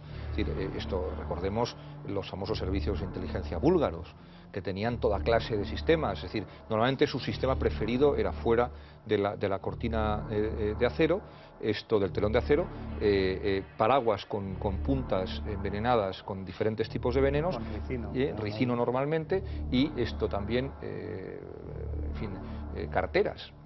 Una cartera, golpeaban apenas a un señor, salía una agujita, le inyectaba el veneno y a las pocas horas o los pocos minutos... supera cualquier ficción de películas de espías. Vemos Lititvenko, ¿no? Es decir, y su asesinato por Polonio, ¿no? En fin, son cosas que al final, en efecto, la realidad supera la ficción, pero los experimentos del KGB y las cárceles privadas del KGB, ahí para... El día que se sepa todo aquello, vamos a tirarnos... ¿Llegar ese día? Yo creo que sí. Yo creo que sí, francamente. De hecho, efectivamente, y dicho sea también para ser ecuánimes... se sabe casi todo, ¿no? Al final, ¿no? Para ser ecuánimes, el proyecto MK Ultra comienza precisamente durante la guerra de Corea, porque se encuentran que sus propios prisioneros han sido sometidos a lavados de cerebro, y de repente se quedan como en fuera de juego. Es decir, ¿esta gente qué ha hecho?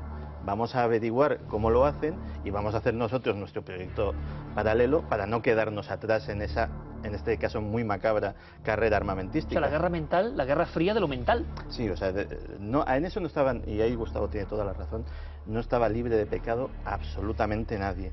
Y de hecho, una de las cosas curiosas, y esto ya un poquito más en un tono más jocoso, que tenía la CIA, es que se intentaba prácticamente todo. No había idea, por descabellada que fuera, que no se practicase. Cuando leemos, por ejemplo, los proyectos para asesinar a Fidel Castro, que los hubo, pues algunos de ellos eran tan pintorescos como, aprovechando la afición que tenía Castro cuando era joven al submarinismo, pues desde infectarle el respirador del snorkel con bacilo de Koch para que tuviese y el traje también, sí, de esporas de esporas de químicas. ¿Os acordáis la famosa película de Robert Redford, que me parece que era El Día del Águila o algo así? Sí. Que era una película en la que había una unidad de la CIA que se dedicaba a leer novelas para ver qué idea buena sacaban en las novelas. Pues es buenísimo. O sea, absolutamente... Convertir la ficción en realidad, sí, y ponerla en marcha. Por supuesto. Entonces Robert Redford es uno de los analistas de novelas que le toca salir ese día a hacer la compra de los sándwiches y tal. Entonces entra un grupo de tíos y se carga a todo el mundo. Entonces se da cuenta que le están persiguiendo y al final son los suyos propios. Y una de las cosas que está el tío tratando de averiguar cómo matan a un señor que tiene un agujero de bala, pero no tiene orificio de salida, pero tampoco tiene una bala dentro. Entonces el tío le da vueltas a la cabeza y es una bala de hielo. una bala de hielo, han metido la pistola, el revólver en un congelador y entonces han disparado con un cartucho de salva y que le han matado al tío con una bala de hielo. A ese nivel de refinamiento se llegó, bueno, porque hay historias, yo he escuchado incluso en tubos de la pasta dental meter productos radiactivos, ¿no? No, pero esto es verídico. Esto fue un intento de asesinato de los servicios sirios al rey de Jordania, que le envenenaron la pasta de dientes. Y con Fidel Castro no solamente intentaron envenenarle la pasta de dientes, sino los puros, que era algo mucho más...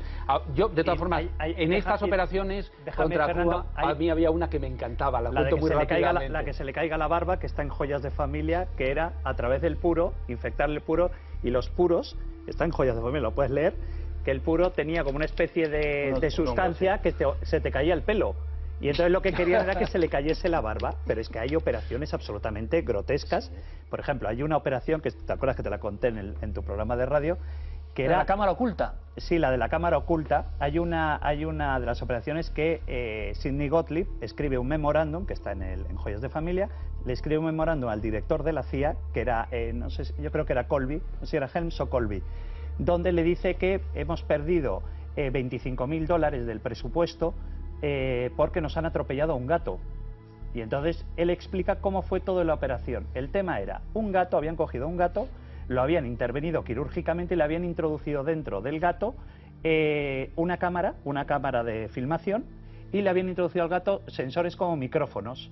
Entonces al gato lo tenían entrenado para intentar ir a una zona donde ellos querían escuchar, para que el gato fuese hacia allá y ellos poder estar escuchando, porque los micrófonos se los habían incrustado dentro del gato. Y entonces, ¿cuál era el problema? Que habían perdido el gato, que el gato había cruzado una carretera y un camión se lo había llevado por delante. Claro, pero real. Sí, es de la tía, de Mortadelo y Filemón, pero está en Joyas de Familia. De hecho, y ahí pusieron una operación dentro de las operaciones que idearon, que al final no la llevaron a efecto. Una era...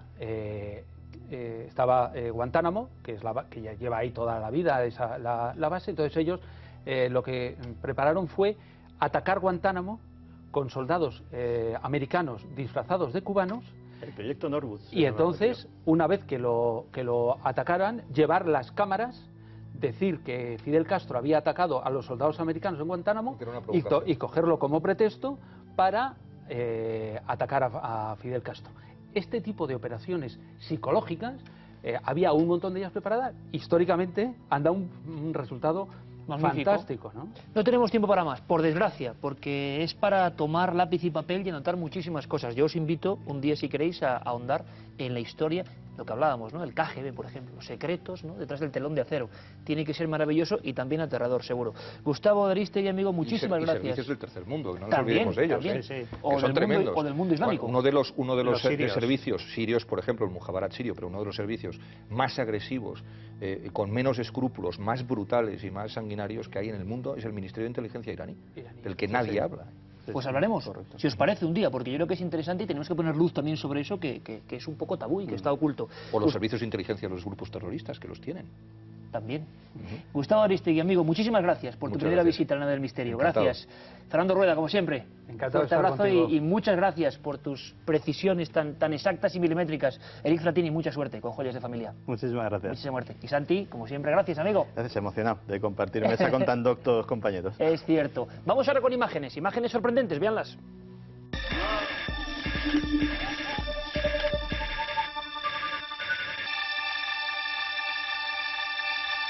Y nos desplazamos hasta nuestra área de análisis informático y fotográfico para encontrarnos con una imagen enigmática. Antes de eso, Carmen, un recordatorio que es fundamental, las vías de contacto.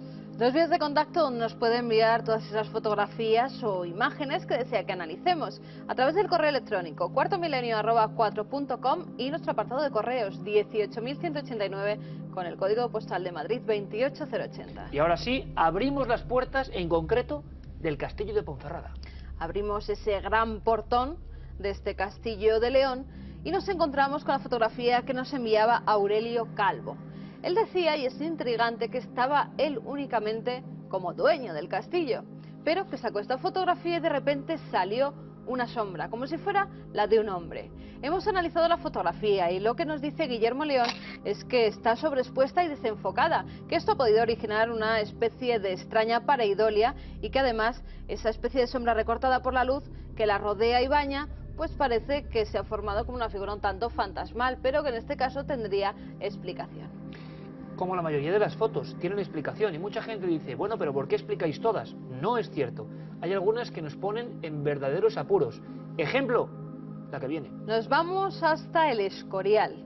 Allí nos encontramos con una de las apariciones marianas más conocidas, las de Prado Nuevo. Pues bien, el amigo José Márquez, que era quien nos enviaba la fotografía, nos dice que está hecha hace unos 10 años, que se encontraba allí con su familia y con algunos amigos de la familia. Decidieron tomar algunas fotografías porque esa amiga que se encontraba con ellos les dijo, mirad, ahí está la Virgen. Entonces hicieron varias tomas y lo que sale es de lo más curioso. Guillermo León nos dice que no ha podido explicar fotográficamente esta imagen. Vemos, verdad, que parece un personaje como con una túnica un tanto celestial.